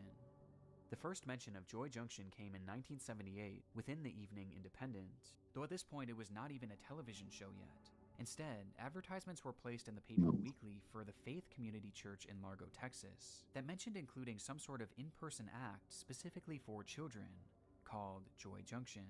It's unclear what this performance actually entailed, but coincidentally, just 1 year later, the show Joy Junction would begin filming in Largo, Florida, with these original performances likely serving as the inspiration and the basis for the show itself. Following this trail of newspapers, I also found that the show was created by a company called WCLF, which began broadcasting back in October of 1979, with the founder of the company vaguely mentioning Joy Junction as an upcoming project. And sure enough, 1 week later, that same paper included a television guide that mentioned Joy Junction showing on TV for the very first time, giving us its likely premiere date of November 10th, 1979. Aside from this, I was able to confirm that the show did in fact play all across the United States and wasn't limited to just Florida, which might be why finding an exact date on when the show ended has proven essentially impossible. But the most common belief across the internet is that the show lasted until somewhere around 2004, putting its lifespan at a surprising 25 years, which makes it all the more unusual that there's hardly any mention of it online, and that there was seemingly no attempt to ever even archive it. It seemed as if the parties involved didn't just drop the show and forget about it. They completely washed their hands of it and tried their best to bury it. Yeah, something's up. Circulating that CTN themselves had all their remaining copies set on fire and destroyed so that the show would forever be forgotten. And when you consider everything that happened, this isn't really all that surprising. But what is surprising is the extent of the unraveling and the way in which it began, as it all started with a simple water bottle. Why would they burn them? The raid! Oh, they got raided. Discovery was made. Just that it was a terrible one. Police arrest a man with suspicion of distributing CP. It's like that one level in freaking Ready or Not. With the vast majority of the victims involved being impossible to identify, except for one. Within the background of one of the images lay a hidden clue, a water bottle displaying the name of a swim and scuba school in Johnson County, Kansas City. Police did a search of the area, asking for help Oh my identifying God, the victim, Patrick Mahomes. which led them to a young child who swiftly pointed out their abuser as being a man named Michael Arnett. Michael was immediately arrested. Looks like Lester. The true extent of Yeah. the crime would be uncovered on his home computers. They contained countless photographs and videos depicting the same disturbing material, including a great deal that was produced by Michael himself. The contents of these images are genuinely some of the most appalling I've ever heard described, though we'll get more into that later, because there is something more relevant to this video that they found on his device. It was a lengthy online chat history with a man named Ronald Brown. Ronald McDonald. Bro! I knew it. It was gonna be one of these. Ronald's life was centered around three things: ventriloquism, Christianity, and children. His primary job was working as a traveling puppeteer with a show called Puppets Plus, working school events, birthday parties, and at local malls. He also hosted a weekly puppet show for his local congregation that he billed as being specifically for children. And of course, he had his role on Joy Junction. Every aspect of his life brought him in close proximity to children. And as it turns out, there were several undisclosed incidents that raised serious red flags about this. The first incident occurred in 1998, at a time when Joy Junction was still believed to be in circulation across TV stations. Brown was driving home late one evening when a police officer pulled him over for speeding. The officer shined his light in the car as Ronald reached for his documents, only for his light to catch something unusual stuck between the seat cushions. Oh my God. Underwear. Oh, I thought it was gonna be like a kid. Whoa, fuck. Despite the alarming nature of this, Ronald would end up convincing the officer that nothing strange was going on, claiming that the old pair of briefs merely belonged to his puppet, Marty. That night, Ronald was allowed to drive away without further questions. So stupid. Why? Things get stranger. Why would the bro?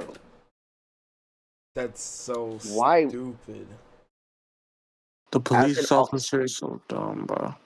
Like, no, because like if you pull someone over, and like this, like what? That's some mental ill shit. Yeah, I would pull him over. I would like send him to the freaking asylum for that, because like you're. What the fuck is your They should have brought it back and got a DNA test. Wait. Let's get to the real question everyone's asking. Why would a ventriloquist need underwear? It's not gonna shit its pants. It's not gonna piss his pants. Why does it need underwear? Unless the cop was in on it too. Oh my God, yo, this goes to Israel. This is all the way to Israel.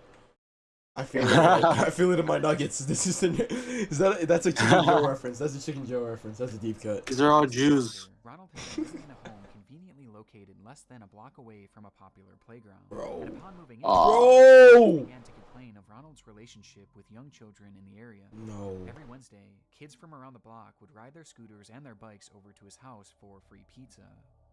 Yo! Yo! 8 free pizzas! 8 free pizzas, bro! Oh, free cheese pizzas.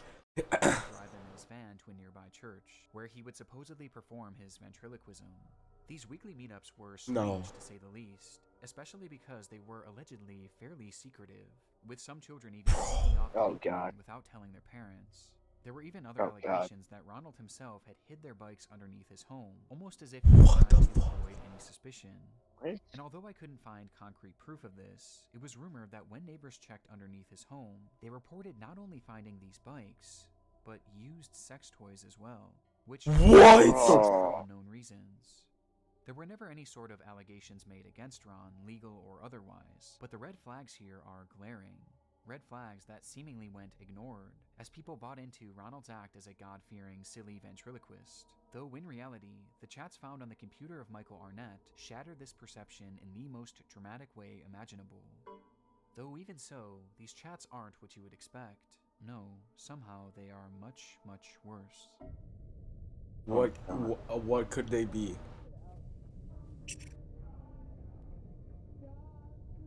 Oh no. Brief. I didn't feel comfortable. I feel comfortable reading them out loud. No, I'm not reading these either. I don't want to. I'm scared now. Read them in your head, folks.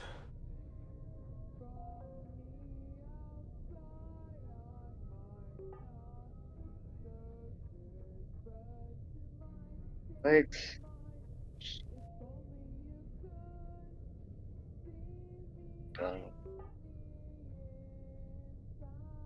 What the fuck? Yo. What? Oh. Within their conversations were numerous messages between the two men. What the fantasizing hell? about not only killing children, but eating them as well, with most of the messages being far too vile to discuss or even show in this video. And this wasn't just fascination, it was obsession. Ronald had even found a child at his church that he frequently discussed wanting to eat, mentioning that he would be the perfect feast for Easter, describing what it would... What? What the fuck is this sentence? Yes, his thighs and butt cheeks would be fantastic for Easter? What the fuck? That's... Nah, that's like that Epstein photo where they had a fucking chicken or turkey. The turkey, yeah. What the fuck? And to consume his body. And this went far past just talking, as Brown had taken photos of the child from afar, and had actually been formulating a plan to kidnap him. He had even sent a photo of the child with black lines drawn over it, to show the various spots in which Ronald wanted to butcher him. What the fuck? This was all supported by his friend Michael too, who himself claimed to have eaten multiple children, with a man he What? of a 2-year-old girl that was seen inside of a pot. What? An oven. Oh god. My god, bro. And this wasn't the end of the shocking discoveries either, as things were made even worse upon investigators searching into Ronald's username, UE-Lime. In doing so, they discovered an account on a website called cutedeadguys.net, which was and is a forum for sharing images of the dead between those who fetishize corpses. And within his account, Ronald stated that he was one of these people too. He loved the sight of dead boys ever since he was a young man. And he wasn't lying either. Upon these revelations, Ronald's home was raided, where police would find over 200 images containing CP, which didn't even include the hundreds of others showing tied up children, children being abused, and children that appeared to be dead. What? Police also found a blow-up sex doll in the home that was dressed in little boy's clothing, and inside one of his sock drawers was another hard drive with images of countless dead children, as well as a single flyer for a missing child in the area. He also had He was a serial killer? a young boy named Andrew, who had attended Brown's church and youth group, with the boy having died of a brain tumor years before. Photos that showed the boy's slow physical decline, all the way until his memorial service. You know, Don, you have to invite Jesus Christ to come into your heart and ask him to forgive you of your sin. Upon his arrest, Ronald Brown admitted to everything. He truly did eat the child he had been eyeing up at his church, along with many others over the years. Though after saying this, he claimed that he would never actually have carried through with it, and that Michael and him were merely role-playing. This is heavily debated. Homie, you are not old enough. You're so old, bro. You are so old, bro. You're not young enough to know what the fuck. LARPing right there. What's the LARPing? Oh yeah, live action roleplay. Dude, I got like the sickest stomach. I got like, oh my god, I got this really bad feeling in my stomach right now. You think he got murdered in prison? Of course, dude. Fucking people like this get murdered in prison within minutes. I see, bro. I see. Check him out. There isn't proof that any of these delusions spilled over to the real world, but that's only what we know of. And considering the large quantity of CP in his home, the self-admitted obsession with dead little boys, and the actual plans he had to kidnap and eat a child, it seemed clear that it was only a matter of time before he finally followed through with his desires. For Ronald, there was no defense, and because of this, the judge handed down a sentence of 20 years in 2014, which would You pause it? a life sentence. You guys pause it? Yeah. Okay. To finish Scarface tomorrow. Yeah. Alright, go. As Only the 20 case years, passed away dude? sometime in 2020, well before his scheduled release. Release. 2020, well before his a life sentence, as it appears he passed Oh, away okay. sometime in 2020. Well, He before died. his I wonder how. Think he scheduled release. committed? Hold on, I want to hear. They don't say it, I don't think. This discovery changed the entire context surrounding Joy Junction, the wholesome TV show beloved by children all across the country, only for one of its main stars to be outed as a predator of the most disturbing caliber. But there was one last discovery made by law enforcement in Ronald's case that makes the show that much more chilling. During the They raid on knew. Ronald's home, officers found a collection of journals that Ronald wrote in daily, where he obsessively discussed young boys that he had been coming into contact with, highlighting his desire to know what it was like to kill them, and to know how they taste. These journals, to my knowledge, have never been released to the public, but the thing I find most interesting about this is the date at which these journals started.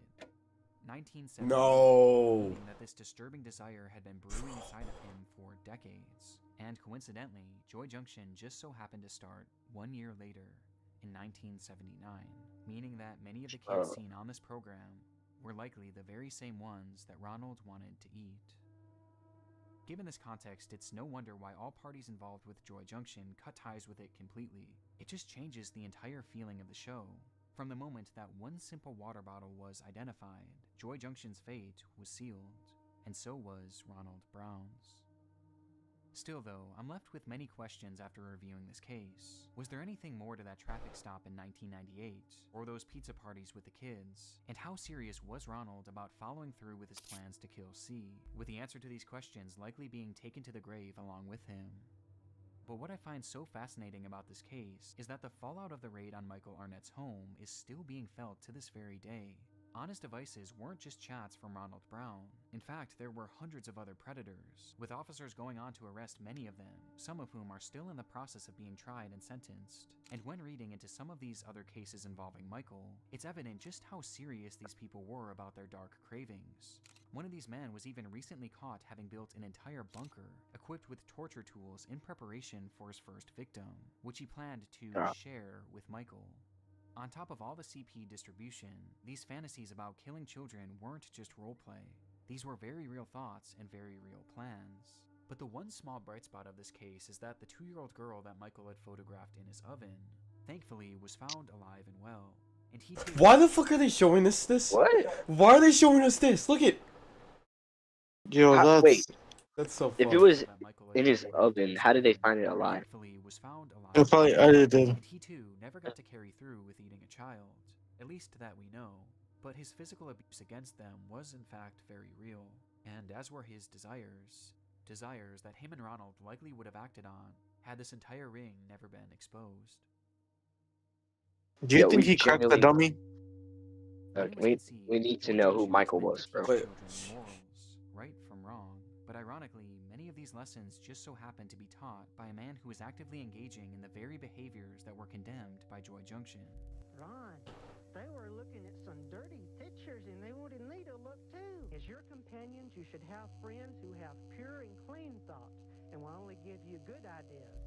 With his actions forever tainting the show and condemning it to a lifetime of obscurity, remembered only for the man and his puppet who brought the whole thing down.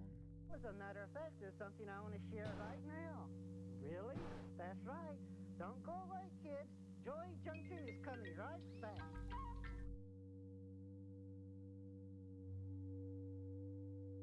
Can we watch like a video of people beating up predators?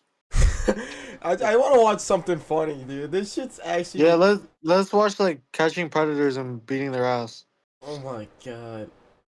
The cruel I'm done with the. Limp Bizkit. Is that the guy from Limp Bizkit? Yeah. Oh yeah. What the? Yeah. All right, we're watching that. We need the good video. Good Wait, video. I want to see like Did you guys see the video I sent you of them beating a predator's ass? No, I've No. not seen it. They like picked him up. They chased him into a store and picked him up, and they threw him in the air. And while one of them threw him in the air, the other one like fucking sucker punched him out. It was in midair. We Dude, should watch something like that where they're like actually beating a predator. I don't want to even think about predators for a little while. The gross Ooh, alright, OnlyFans let's watch stuff. the. Voice Chronicles. What the fuck? Lego scandal is getting extremely dangerous. And Disturbing lost media from Reddit. Y'all seen the Lego scandal thing, right? No, I've not seen this. What is this about? You want me to explain it to you? No, let me watch Yeah. this. Let's watch this. Hold on. Ah! Okay. The shooter who murdered my sweet little Daniel brought a highly lethal weapon with him to my son's first grade classroom at Sandy Hook Elementary. In approximately 4 minutes.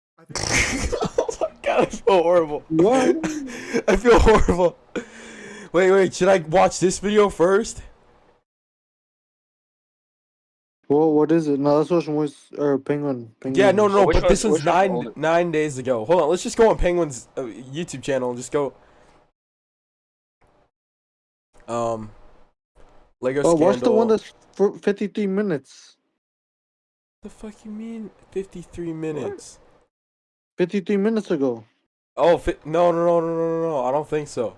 We gotta watch like this in order. I don't know what the fuck's going on. Actually crazy. I think that's the first one. That's the first one. Okay, what is going on? For this video, because there's nothing I can say that will actually do the scope of this corruption and diabolical justice. But I will give you the premise. It's around Legos. And I know you probably immediately roll your eyes going, oh, well, that's probably nothing super crazy. Buster, you don't know the half of it. A YouTuber named Reckless is Bin going on? conducted a thorough investigation on a huge Lego-related crime. It is a crazy web of malicious bad actors, shady individuals. It's like, What the fuck is going on? What is going on? No, it's crazy, bro. That's like the least I can tell you. really lay the foundation in a way that captures the scope because it is that big.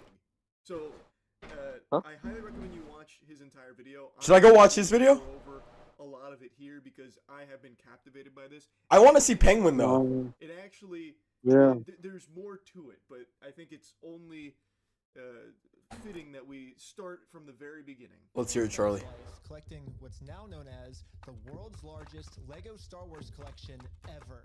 It's estimated to be worth around $200,000. And then the entire Wait a minute. Are we watching Charlie react to a video while we're reacting to him? Holy crap. Oh. And the police are actively working with the thieves to cover the entire thing up. But the craziest part is that the collector doesn't even know that his collection's been stolen. Oh, I heard about this. I think I heard about this. He got his whole collection stolen or something. Oh no. I never heard about it. He reached out to me because Hold on. I don't know the actual story though. Not stolen, but I don't know the actual story. I just heard about this. I don't know anything about it though. yeah. This Yeah. level analysis here. It becomes like a full-blown fucking noir film, though. It gets so deep. But fundamentally, a individual who has spent years, tons of money, accumulating an extremely valuable Lego collection worth up to $200,000 of value, has had it stolen from him, unbeknown to him, and unfortunately law enforcement has repeatedly shown that they have no interest in investigating this case or helping in any way, and have instead been far more on the side of the dubious perpetrators. This individual's son has reached out to this YouTuber Reckless Bin because he's just caught in between a rock and a hard cock at this point. Like, there's no options left since going through the proper channels of, like, the police, who you would expect to, maybe do something about this because it is a crime. It is a big deal. That's a lot of money, by the way. But that was fruitless. They were far more interested in just shooing them away and even threatening to have them arrested multiple times. So Brian, the son, teamed up with Ben and his team to do everything they could to try and either get him his Legos back, his father's Legos back, or get them the payment that they were due for the Legos, which, a lot of money. But anyways, the thief of this collection is actually a corporation called Bricks and Minifigs. Bricks and Minifigs, the biggest toy store. Oh shit! I've heard bits and pieces of the story. For collectors, Bricks and Minifigs is basically seen as the best and safest way to sell your Lego collections. I'm selling my Lego. Now even me, a drooling Cro-Magnon man who is not deep into the Lego community, I've heard of Bricks and Minifigs.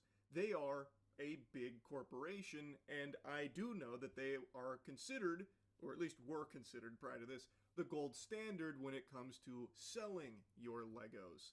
So the fact that they are the corporation that's implicated in this actually was pretty surprising to me, because they're like the only company in this space that I'd heard of. And it turns out, well, might not be all sunshine and titties over there. It might be potentially. Oh yeah. Black card for $1 down, $24.99 a month. If you're a tool person looking for high quality, affordable tools, Brian thought that this would be the perfect store to finally sell his dad's Lego Star Wars collection. So I wrote up a contract. In the contract, it says that these are still the family's Lego sets, but every time one gets sold, the store gets to keep a small percentage of each sale. This was a store's worth of inventory. So that store that day was nothing but my dad's collection. Like, all the shelves filled. They had to bring in extra shelves and fill the whole party room with shelves. But the owner of the franchise, this woman, well, her husband had to actually leave the country due to some work-related reasons.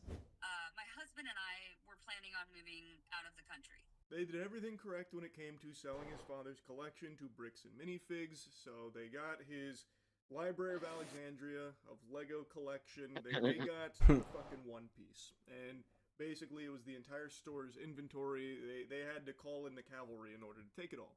And the owner of the franchise, which is that woman right there that is being interviewed by Ben, made a mention that her and her husband were actually planning on moving out of the country. And when she informed corporate about this, they said that, you know what, there is a seller who is potentially interested in owning in that area. And then it went straight down the shitter. It spiraled into some degeneracy where they informed her that they were terminating her franchise agreement. They were threatening to call the cops on her. You're excommunicado here, like it's fucking. And she made a point to say, you know, this isn't right. This is not comfortable. I'm not leaving without doing inventory. But they wanted her out of there. You know, hit the road, Buster. And it's actually backed up by irrefutable evidence. She was actually able to save all the security camera footage from that night, proving that everything she just said is true. All the footage and evidence is there. In the security cam footage, it's him at the store kicking her out. In that footage they sent us is Crystal asking him, how am I supposed to pay this guy? These are sets he has not been paid for. The corporation is sitting there on video saying they're going to take it. After this woman got kicked out of her own store, she called Brian explaining how corporate just came down and is now trying to take the world's largest Lego Star Wars collection without paying for it. I feel like I have to be extremely careful and pussyfoot around what I'm allowed to show, but in Reckless Ben's video, he does show the security camera footage, and it does have someone go in confirming that they are taking on that business, and most notably, a very important thing that is captured on film is him saying that they also take on the consignment. That means that they are legally taking on the responsibility of Brian's Legos. At least, as I understand it, that's how it seems to be. That is something very important to remember going forward. I mean, how do you possibly wiggle your way out of that one? That's pretty indefensible. It's right there on camera, 4K in the cringe compilation. It feels like checkmate to me, but this is Bricks and Minifigs we're talking about. These are super villains here. We what the fuck? So Brian, the son, reached out asking, well, what happened to the previous owner? And that's when he was informed that, oh, she's gone. She went straight to Valhalla. Corporate's taking this over now. Like, what about my collection? All that vintage Star Wars that you have in your store right now on your shelves, that's ours, and we haven't been paid for it. We have a contract. We have all of this evidence of this deal, and still haven't been paid. And things soured. They weren't willing to play ball with that, and then eventually it led to Brian and the store here, the new guy, clashing, where he was like, okay, so like what's next steps here? Maybe we go to court. And the guy, according to Brian, crossed his arms, and really he had an exorcism moment there. He let the mask slip. He let the evil out, and was basically just threatening him, saying like, look, if we go in this route, we are going to basically bleed you dry. We are going to drain the piss from your balls legally, and it will end up costing you more than you would have ever gotten for this collection in the first place. So if that's what you want to do, buckle your seatbelt. That kind of thing. Brian's like, okay, well, what was I supposed to do? Because Brian's father, the owner of this collection, has had health problems, and it's not exactly something they can afford to do, getting into this extremely lengthy, extremely expensive legal battle. So now that brings us to Reckless Ben's involvement here, because there aren't a ton of options for Brian's family. And since that interaction, they have been flooding their social media page with those vintage Star Wars Legos that they still haven't paid for, which feels like they are just gloating and goatseeing, just openly mocking Brian and his father's collection, just insulting the family. And why are the cops not helping? But luckily for Brian, a YouTuber ended up catching wind of this story and created a team of YouTubers to do whatever they could to get. What is going on up here? That's what everyone's eyes went straight towards that. Holy aura! This has got to be like the pinnacle of human. How many Discords do you think he mods? He's modding like 18 right now. Yeah, he's locking right now. He's the one in front of the call. Hey, he's doing God's work right now. He's getting the Lego sets back to the man. So let's not make fun of him, all right? Yeah, we can make fun of him a little bit. He looks like the guy from South Park. Goes back. This is the full inventory of all the sets and minifigs. We can figure out how to get this guy his money and his stuff back. But right after they started, this is tough. Instantly stopped working on this case. So I called one of them to find out why. So they were threatening legal action against us. Bricks Minifigs, which is a pretty big company who probably has way more resources than we can, really put up a fight against. Bricks and Minifigs knows that they can just bully anyone that tries to. Wait. Pause real quick. We're reacting to Penguin Zero, reacting to this dude, and this dude is reacting to another YouTuber. Holy shit! This is trippy. Oh my god! This is tough. Freaking. Hold on. Content farm right here. Wait. Penguin Zero reacting to Reckless Ben reacting to collecting Lethal. So this story here wasn't something that totally. I see his freaking OBS set up here in the back. I have it the exact same way, but it's funny. There were people that knew about it, so there was a group of YouTubers that wanted to try their best to get him his money for his collection. But when they picked up the case, they were allegedly threatened with legal action from Bricks and Minifigs, which is something we've seen countless times in the past with these corporations, that when some of the dirtiness starts to hit the mainstream, they then lash out litigiously to silence them. Like Reckless Ben says, to bully them into this submission, because they know they have more money and they are going to use that against these YouTubers that don't have the means of fighting against a company of their size. Now, what happens next in the video is something I'm not sure if I'm allowed to share. In the video, I've noticed he's edited it to have like blurs around the video, but it's not actually blurring anything, but I think he was trying to with the YouTube editing tool.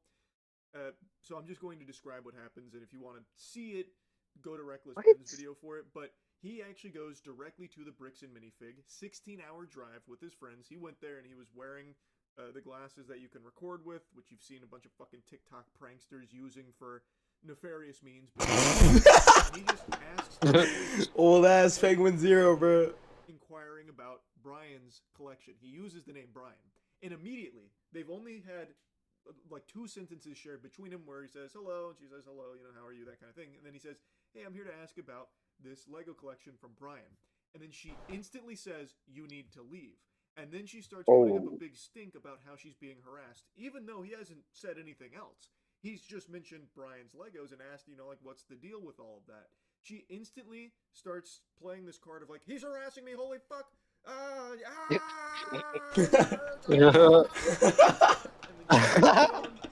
Like, check the cameras. This fucking creep psychopath has come in harassing me, all because he's asked about Brian's Legos. She then tried to give him the runaround, saying like, "This is corporate, not me. Scram, dweeb. Take it up with corporate." But he already went to corporate, and he showed more footage of that interaction where they at corporate were saying, "Well, you got to take it up with her." So they're just giving him the runaround, just Yeah. on a wild goose chase here. They're passing him around. Potato that nobody wants to actually like take responsibility for. Eventually, he does get the owner of that shop on the horn and says, "Hey, I'm looking to get these Legos back for my friend." And he keeps saying, "Why do you think you're entitled to our inventory?" And then he says, like, "Hey, look, I have the contract. These are still his Legos." And by the contract that they have, Brian, with this store, seems like they are indeed still his Legos. So he's saying, "Hey, they're his." And he goes, "You stupid? Are you stupid? Are you an idiot?" That's what the owner keeps saying to this guy. And then the police arrive. We just have them in the store, and we just like to pick them up, I guess, because they were going to sell it for us, but I guess they're not selling it for us anymore. 2019? Well, but they have our sets, though, yeah. I understand that. Right here, the factor is that they don't want you, they're a private-owned store, and they don't want you on the web. Okay. But I don't want them to keep the Lego sets, though. Okay. So... Yeah. The police officer literally didn't care at all that the store just stole $200,000 worth of Legos. For some Okay, let's be real here for a minute. Wait, the fact that 2019? Yeah, let's be real here though for a minute though. If this was any other thing than like Legos, I guarantee you this man would be taking it a lot more seriously. But because it's Legos, it's like, dude, it's a grown ass man playing with Legos. You know, they're not gonna take that He shit probably seriously. doesn't understand the severity. But still, like, stolen goods should be. Yeah, but obviously this guy looks like he probably has kids that play with Legos. He's not gonna take the shit serious. He's like, listen, you could go to Target and go buy your friend some Legos, all right? That's what he's gonna tell him probably. But I guarantee you, if this was like some shit like, I don't know, baseball cards or fucking Pokemon cards now, I guarantee you this guy would fucking be like, you gotta give the guy his valuables back. But since it's Legos, that's like a kid's toy. reason, he made it seem like I was the bad guy. So you are trespass from here. So Okay. Trespass for life. So if you come back. Oh, for life? Yeah. If you come back, Yeah. you'll be arrested. This part I feel like I can show. This is now outside of the business interacting with law enforcement, so I'm pretty sure this one's okay. You can see this interaction. So the officer shows up because the lady had called the police about all of this. We should bring like a bunch of people there. Yeah, break some minifigs. Forever until the heat death of the universe.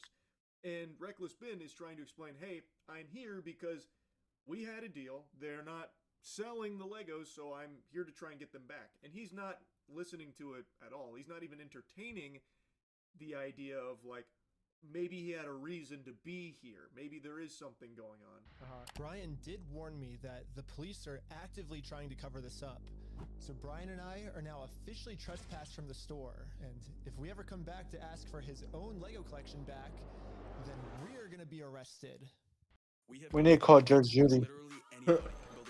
Yo, get the Rock in there, because the Rock's gonna be like, shut up, bitch. Why they're able to just take all the Legos and not give it back, or? So we just gotta leave. I just have to leave? So leave now. Now, I've watched a lot of body cams. I'm something of He is. a connoisseur. He is a of connoisseur. body cams, and this behavior from the officer is a little peculiar because in instances of like someone being trespassed, I've usually seen like a conversation about like, what was your purpose here? Like, why were you here in the first place? And he's trying to explain like, hey, look, they took this from me, like my friend. And then he's even asking the officer, well, what can I do to get it back then? And instead of answering that question, he's just like, nope, you've just got to leave. Which is odd because typically if there is like an actual reason. Yo, is he a paid actor? Yo, yeah, the officer. Wait, go look at his uniform. Yeah, no, wait a minute. What insignia is this? And like, it doesn't. It looks like It straight up says police. Yeah, it just says police. I think it would say like, what is this? Where is this? Jacob, where is this in? What is this? Yeah, that's what I'm trying to figure out right now. Because like, if it's Chicago, it's CPD. If it's like, you know, New York, it's NYPD. Salem, but Salem what? Massachusetts. Salem, Oregon. Or Oregon. Well, then it wouldn't have like Salem. SPD or something. This is police. That's fishy. Star Wars Legos, showing them that they are literally This is filmed with his glasses here, so I don't know if I'm allowed to show it, but if you want to see it, I guess while it's still up on Reckless Ben's channel, you can go see how this went. But he is now denying that they even have Brian's Legos. He's like, who is Brian?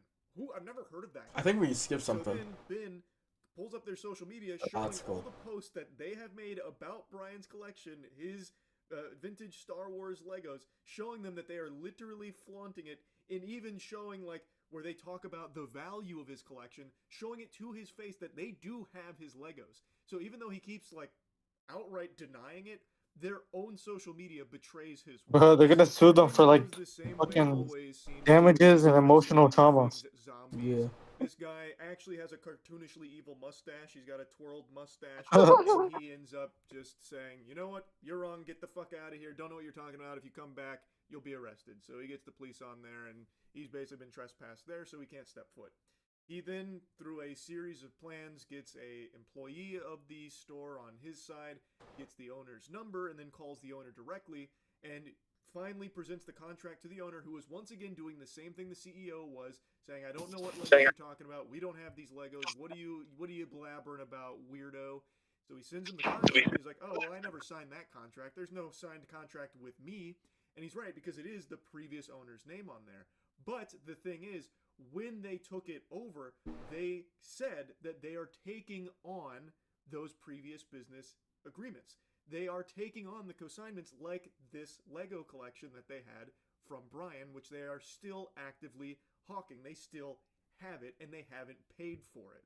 So that excuse can't work. I don't feel like there's some legal loophole there when they have taken over this business and agreed to take on these consignments, according to what we have evidence of.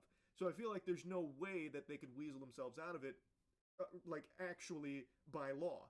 It feels highly illegal what they're doing. And once again, these brainwashed ghouls at Bricks and Minifigs devolve into the same thing.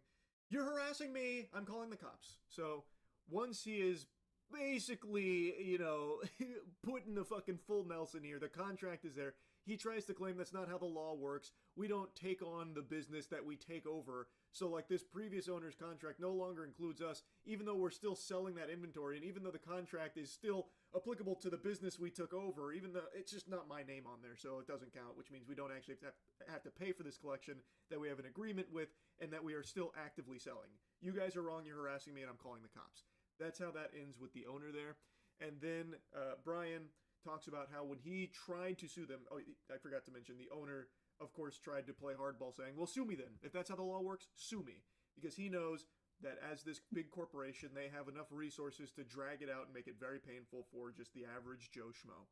And then Brian starts to talk about how when he did try and sue them, go through the legal channels, it wasn't exactly smooth sailing or easy. Brian already tried to sue him, and it didn't work. We've been to a couple attorneys, and they basically spelled it out, saying here's the path that's going to happen if you go down each of these routes. They're now in Spain, so we're getting into that whole international thing just to have them an injunction on the store to have them go back and prove what they sold and not. That's like $60,000 to $70,000. Yeah, Bricks and Minifigs knows that Brian and his dad don't have nearly enough resources to sue a company as big as Bricks and Minifigs. He's like, we're gonna keep these. You're gonna walk away from this. You're not coming back. And if you choose to sue us, we will drag this out in court till it is well past what this collection is worth. Ghost your ROI worries. Ooh, spend smarter. Snapchat ads. Excuse me? Snapchat ads? 7% of bellies will go I think 7. Yo, this shit's on fire. Yo, Jago, you're a fucking bitch. Which is something I touched on earlier with the initial threats that were made against him when he tried to inquire about either the payment for his father's Lego collection, which they have, or getting the Legos back, which they're refusing to do. They have this huge inventory that they have not paid for. They have not fulfilled the obligations of the contract with the store, and he is not getting them back, and they're saying he's not entitled to it. It's so fucking disgusting, man. Their tagline, because it's boring, and I changed it to, we steal from old people And now the tagline's actually accurate. Also added a cute little company logo. And this is my plan of how I'm gonna make it into court with bricks and minifigs for free. Is where I'm gonna make my grand reveal. You'll see, this entire time, my company name was actually called We Steal From Old People. Yeah, the words bricks and minifigs, that's just the company tagline. In America, there's no specific law that says whether the tagline has to be above or beneath the company name, so I'm just allowed to do this. So his plan basically became to goad Bricks and Minifig into opening a lawsuit against him under the belief that they've stolen their name. And his Uno reverse card was, didn't steal their name. That's the tagline. The name of the company is actually We Steal From Old People. So he did actually incorporate it. He does have a website for We Steal From Old People. Yo, should we support it? And they No, Isaiah. The whole idea is for them to get reeled in. Like, they go to court with him because they're gonna see that it says bricks and minifigs. The only reason why he says that is to make sure that people know. No, I'm saying like if we click on if we go to their website, it's gonna like boost it and it'll come up before the bricks and minifigs official. That is not what you fucking talking said about? before, bro. I'm so locked in right now. I don't even know what bro said before that. Just running. Don't worry. We're gonna send all of our viewers, all 1.5. Oh, 1.5. We Steal Old People. Lawyer, I don't know how that works. My noodle up here, it feels like since he did take directly their logo, bricks and minifigs, it would still probably be a problem, even if it isn't the name of the company. It's still just being like the tagline and forward facing. Probably creates brand confusion on the hook for an issue. I don't really know, but the plan was instead of paying tons and tons and tons in legal fees to sue them, flip it so that way they are paying the legal fees to sue Ben.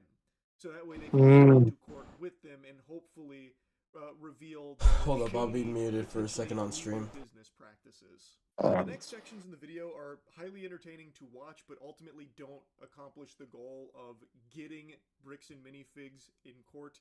They go back to the CEO, who is now aware of what they've been doing, which was like selling outside of their store, that kind of stuff, and the We Steal From Old People thing. And they are a registered business, and he now knows that, and he knows that they can just keep kicking the can down the road, passing the responsibility off to franchisees instead of corporate, and that law enforcement won't step in because it's a civil matter. So the CEO is aware of all that, and thus is avoiding doing anything litigious against them. And so they try like a raffle scheme to get like the cops on their side. Ultimately, it doesn't work. The cops are very much against them, trying to like get any kind of investigation into the actual Legos that they are still having without paying for them. The cops really do not like these guys because they keep getting calls about like trespassing them, harassment this, harassment that. So they are very much not looking to really investigate their claims about like they have these Legos, they haven't paid for it, which is illegal. Like that, to me, and I haven't brushed up on my civil versus criminal lawsuit, but I feel like that would start to teeter on being a criminal lawsuit if they are knowingly selling this product that they have not paid for, knowing that it is not even owned by them via the contract they have. Like, I feel like that would get close to a criminal case. That would warrant some kind of like actual investigation, but they're not willing to even take those first steps because Bricks and Minifigs just keeps calling the cops out here about like trespass them, they're harassing, and they're hatching these like wacky schemes to try and get Bricks and Minifig to engage legally with them so that way they can open it up to more with how they've been doing their business. And it just ultimately wasn't working. Now what it does do, and again, I don't think I can show any of the footage here from it, but what it does do is it whittles down the owner, Josh, where it does seem like he starts to get really antsy and start to kind of panic a little bit. So he has another conversation with Ben, and he's like, look, this is what I need. I'll give the Legos back if I get a written apology from Brian. Dweeb, you're such a fucking twerp, Josh. All of the negative comments taken off. Yeah. Only positive reviews, that kind of thing. So he is like actually holding the Legos hostage for these deliverables here. What the fucking loser, man. Yeah, so basically before Brian can get his Star Wars Lego collection back, he has to write Bricks and Minifigs an apology letter for making this Facebook post. Bricks and Bro. Minifigs really doesn't like this Facebook post being up, because in this Facebook post, Brian calls Bricks and Minifigs out for stealing his Lego Star Wars collection. I'm not apologizing for shit. Yo, he's a gangster, bro. Holy shit. Right? If you could just write the letter, like, we can get the Legos back. I walked in there with the best of intentions. Here's proof of my collection in the store. I want it back. And they've done nothing but lie and make my life a living fucking hell over this. I've gone through 9 months of anxiety, stress, hospital-ridden, medication-taking types of burden. No, I am not apologizing to this fucking asshole. Hi, Ooh. Mark Barden from Sandy Hook. Bro. It is just egregious to demand that the guy who only wants to either get the Legos back that his father has collected over the course of his life, or get paid for the Legos that you still have from his father's collection, is the one that is needing to apologize. I agree with Brian. Like, on pure principle alone, that's just totally fucking unacceptable. Like, to be the insufferable asshole who is knowingly engaging in this shadiness. I'll call it shadiness, but I think it's far harsher than that, but that's just allegedly. And then demanding that the guy who is representing his father, who is medication-ridden, who is not in the best of health, and only wanted to sell the collection to help with their living situation, is actually like the bad guy here, is just completely crazy. Plus, I don't trust them. I also would think, even if Brian did write that apology and take down the negative posts and like, oh, only positive posts going forward, fist bumps and all that, I still would be skeptical on if they would even follow through with giving the Legos back, or if they would just then use that as evidence when they do get to the next steps. Like, oh no, look, Brian apologized, so Brian was in the wrong. It was a big misunderstanding. See, Brian apologized. Because then they would have that in writing and they'd be able to use that. It would likely be admissible in court, should it get there. So I would also be wary of doing this for that reason too. I don't think even if he did start writing the apology, and it's the most sincere thing ever, I still don't think they would actually give him his Legos back. It would just be used as a weapon against him. And this is something that Brian also made a mention of as it being a trap. And Ben actually had a really good idea here. So he once again contacted Josh, like, okay, Brian's going to make an apology video so that way we can move this along and get the Legos back. But what he did is he actually took a screenshot of Brian from an earlier conversation and had his friend do the audio and then just basically deep-faked Brian's apology video. But it was never Brian apologizing. It was his friend's statements coming out of Brian's mouth that was loosely lip-synced to it. What? To Josh.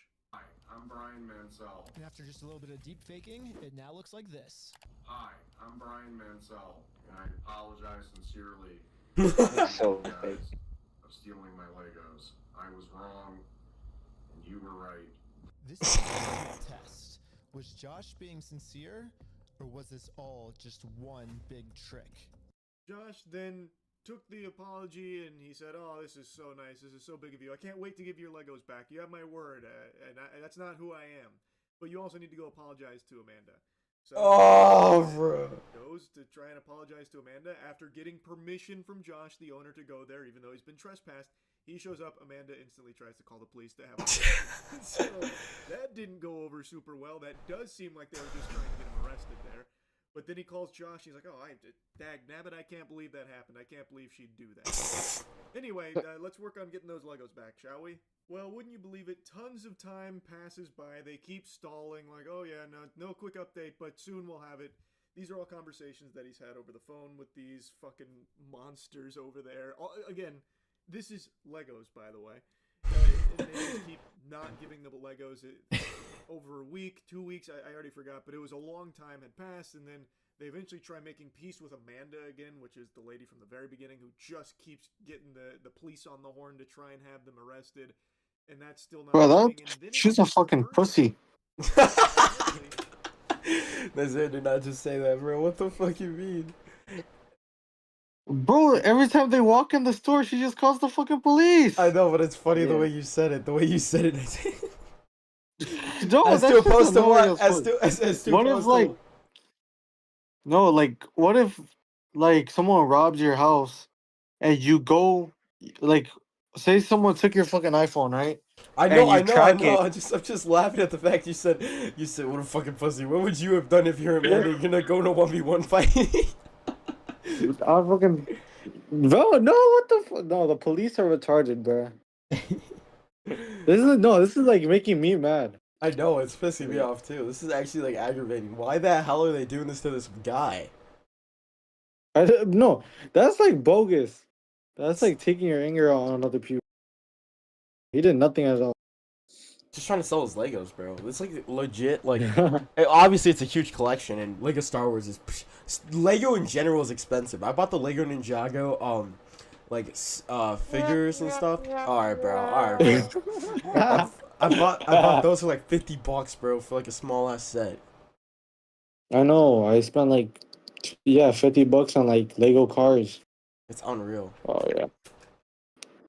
Oh, what the fuck? Why is he muted? Why do you keep muting? Why is he muted? They don't have his Legos to give back.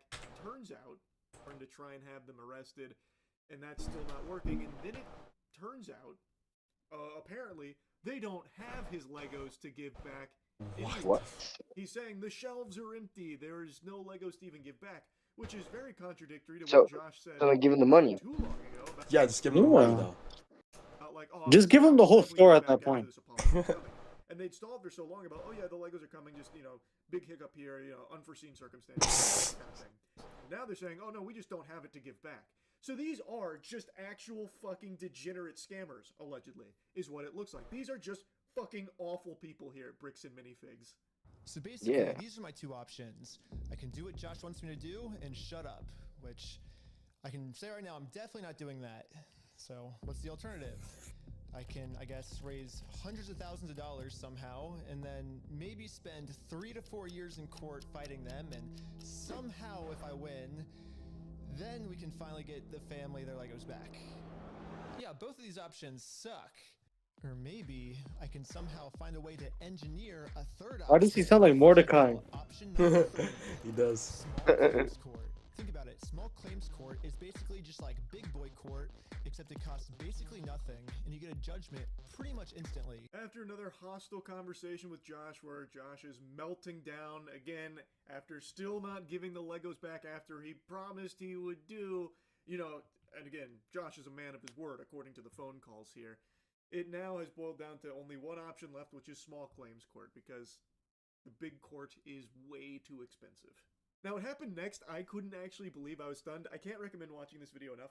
They really top promotions and channels from what I can see. Again, I'm not an expert, but it looks like they did squeak out the W with the small claims. Like, they didn't actually show up or do anything like they were supposed to. Bricks and Minifig, that is. So, Ben and the gang, they did win that, and when they went to collect, they actually shut down the store permanently. What? They just closed operations of that location. Holy shit. That's fucked up.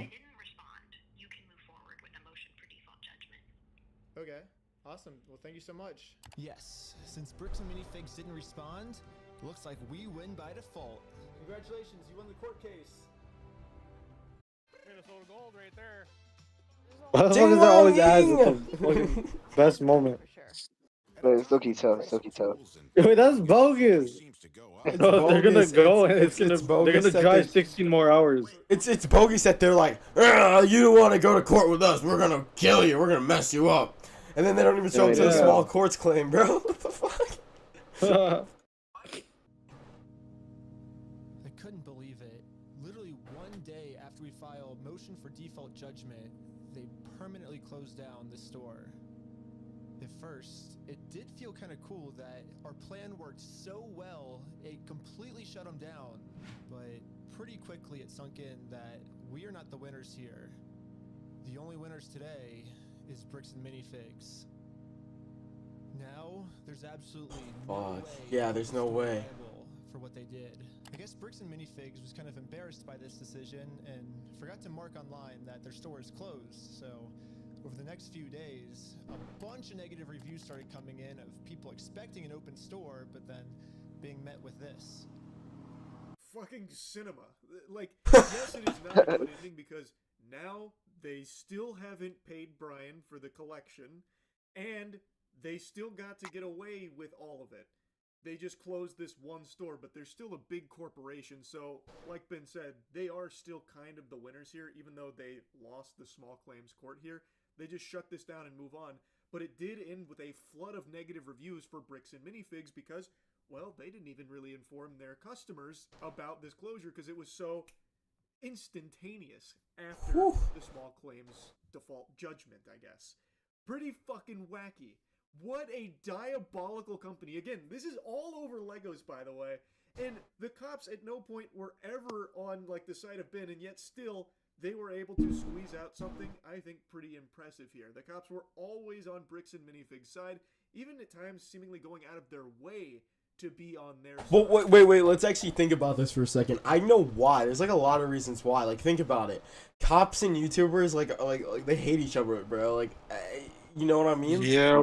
Like, But think still, about it. though, I know, but really it's think not- about it. They think it's some like like the little whole, asshole trying to prank shit, you know? Yeah, it's bogus. It is bogus. You know, bro, just damn. What the Extremely fuck? annoying. Like, I don't think they were getting, you know, money under the table for their cooperation or anything like that. It is just one of those things where I guess they just believe that the business can do no wrong and that this must just be some wacky psycho doing shit to be disruptive. But really, Bricks and Minifigs are the bad guys here from all available evidence. And the only way to let the world know is for me to give them an official closing ceremony. I guess someone driving by happened to take a picture of the sign we put up and posted it on social media. And pretty much immediately, we started going absolutely viral. That's what I saw. I saw that. The world has now seen this crime that Bricks and Minifigs has committed. And because of this, they finally marked on Google that their store is permanently closed. I've been reading about this Bricks and Minifigs in Salem, Oregon. Bro, St. Joseph, Michigan, bro. I'm gonna kick your ass, buddy. And people have been traveling from all over just to come and take a picture with this sign. If you drive through Kozer, you may have noticed a mysterious sign appear recently outside the closed mini Bricks and Fig store. Banger. She needs to shut the fuck up. Here because it's the only way to like let people know why that store's closed, what all has happened there, what's gone on, why is it no longer operational. And then it just started to naturally, organically catch wind online in like the Lego community, and then exploded beyond the Lego community. And apparently all of this is still just the first part of this saga here, this Lego. Holy shit, bro. This is like Fellowship of the Ring, bro. We still got the Return of the King and the Two Towers, bro. I'm sorry, the Lord of the Rings fan of me just got excited when I heard Saga. Are we watching the next two videos tomorrow? Hopefully. Oh no, I'm gonna be on a date tomorrow. No, bro. Game 2 tomorrow, bro. Game 2 tomorrow, bro. I'm on a date tomorrow. I'm gonna go watch Obsession with my girlfriend. Today's Thursday. Should we do it Saturday? Saturday might work. Saturday, I'm not gonna be here. Oh my god. We can watch one tomorrow, and then. Yeah. No, I'm not even gonna be home, bro. Like, I'm not even gonna be home, bro. I'm gonna be at my Tia's house because I'm gonna get picked up from Oakbrook over there. I don't got my rig. Like, I dead. I can't on Sunday. I'm gonna be at Six Flags for the whole day. What about Monday? Monday, I probably can. Monday work for I you, can Jacob? too. I think I should be able to. It's the first day of driving school for me, so I'll be home by like probably 6 or 7. I bet. Then we'll run it on Monday. Let's finish watching it. Patreon, and he gave like a sizzler reel where apparently he is in handcuffs. Him and his whole group are. I don't know how it goes off to that degree. Fucking penguin, bro. Fucking penguin. It's seemingly pretty fucking wild in part Charlie. 2. Yeah. Even Where's the cheeky soap? Where's the cheeky soap? The depth of depravity for Legos from this company seemingly is unbelievable. I had to yap about this. It was an incredible video. Again, I highly recommend you go watch the entire thing from Reckless Ben. I just couldn't help but blabber about it. Fucking home run of a video. Should we just watch the Reckless Ben one then? Yeah, I'm starting to think maybe we should, but I low-key want to see Charlie, bro. Charlie's funny as fuck. Like, there's a lot of scenes in here that are dry as hell, but like he just makes it sound so fucking funny. What is this? I'm gonna get CP. some. I'm gonna the get some Club cheeky. Penguin. I'm getting some cheeky What soap is real quick. I'm getting me some cheeky soap. Can we get some Pulp Francis, please? Is there a Pulp Francis? There we go. What? Oh, What the oh heck? my. Yo, can we? Did they at least smell good? Oh yeah, this is cheeky soap, dude. This actually makes your cortisol go down, and you get your like attractiveness to women go up 100%. Absolute cinema soap, actually. Absolute cinnamon. Pope Touch grass. Francis. Pope Francis. So tough. Gummy What's the gut. queso one? Where's the queso? Queso's Kokomo. Why is he buff? Let me Yeah. see that. Should we buy them? Low key next stream. We should next do a stream- video of us showering, reviewing the soaps. unboxing at my house, guys. All right, guys, that's gonna be it for tonight. This has been Alright. Eiley Banks. Yeah, you gotta my do guy. the Dan TDM outro, bro. Oh yeah. Goodbye. Dude, he doesn't have a good one. All right. No, this has been us. You know, that's about it. See ya.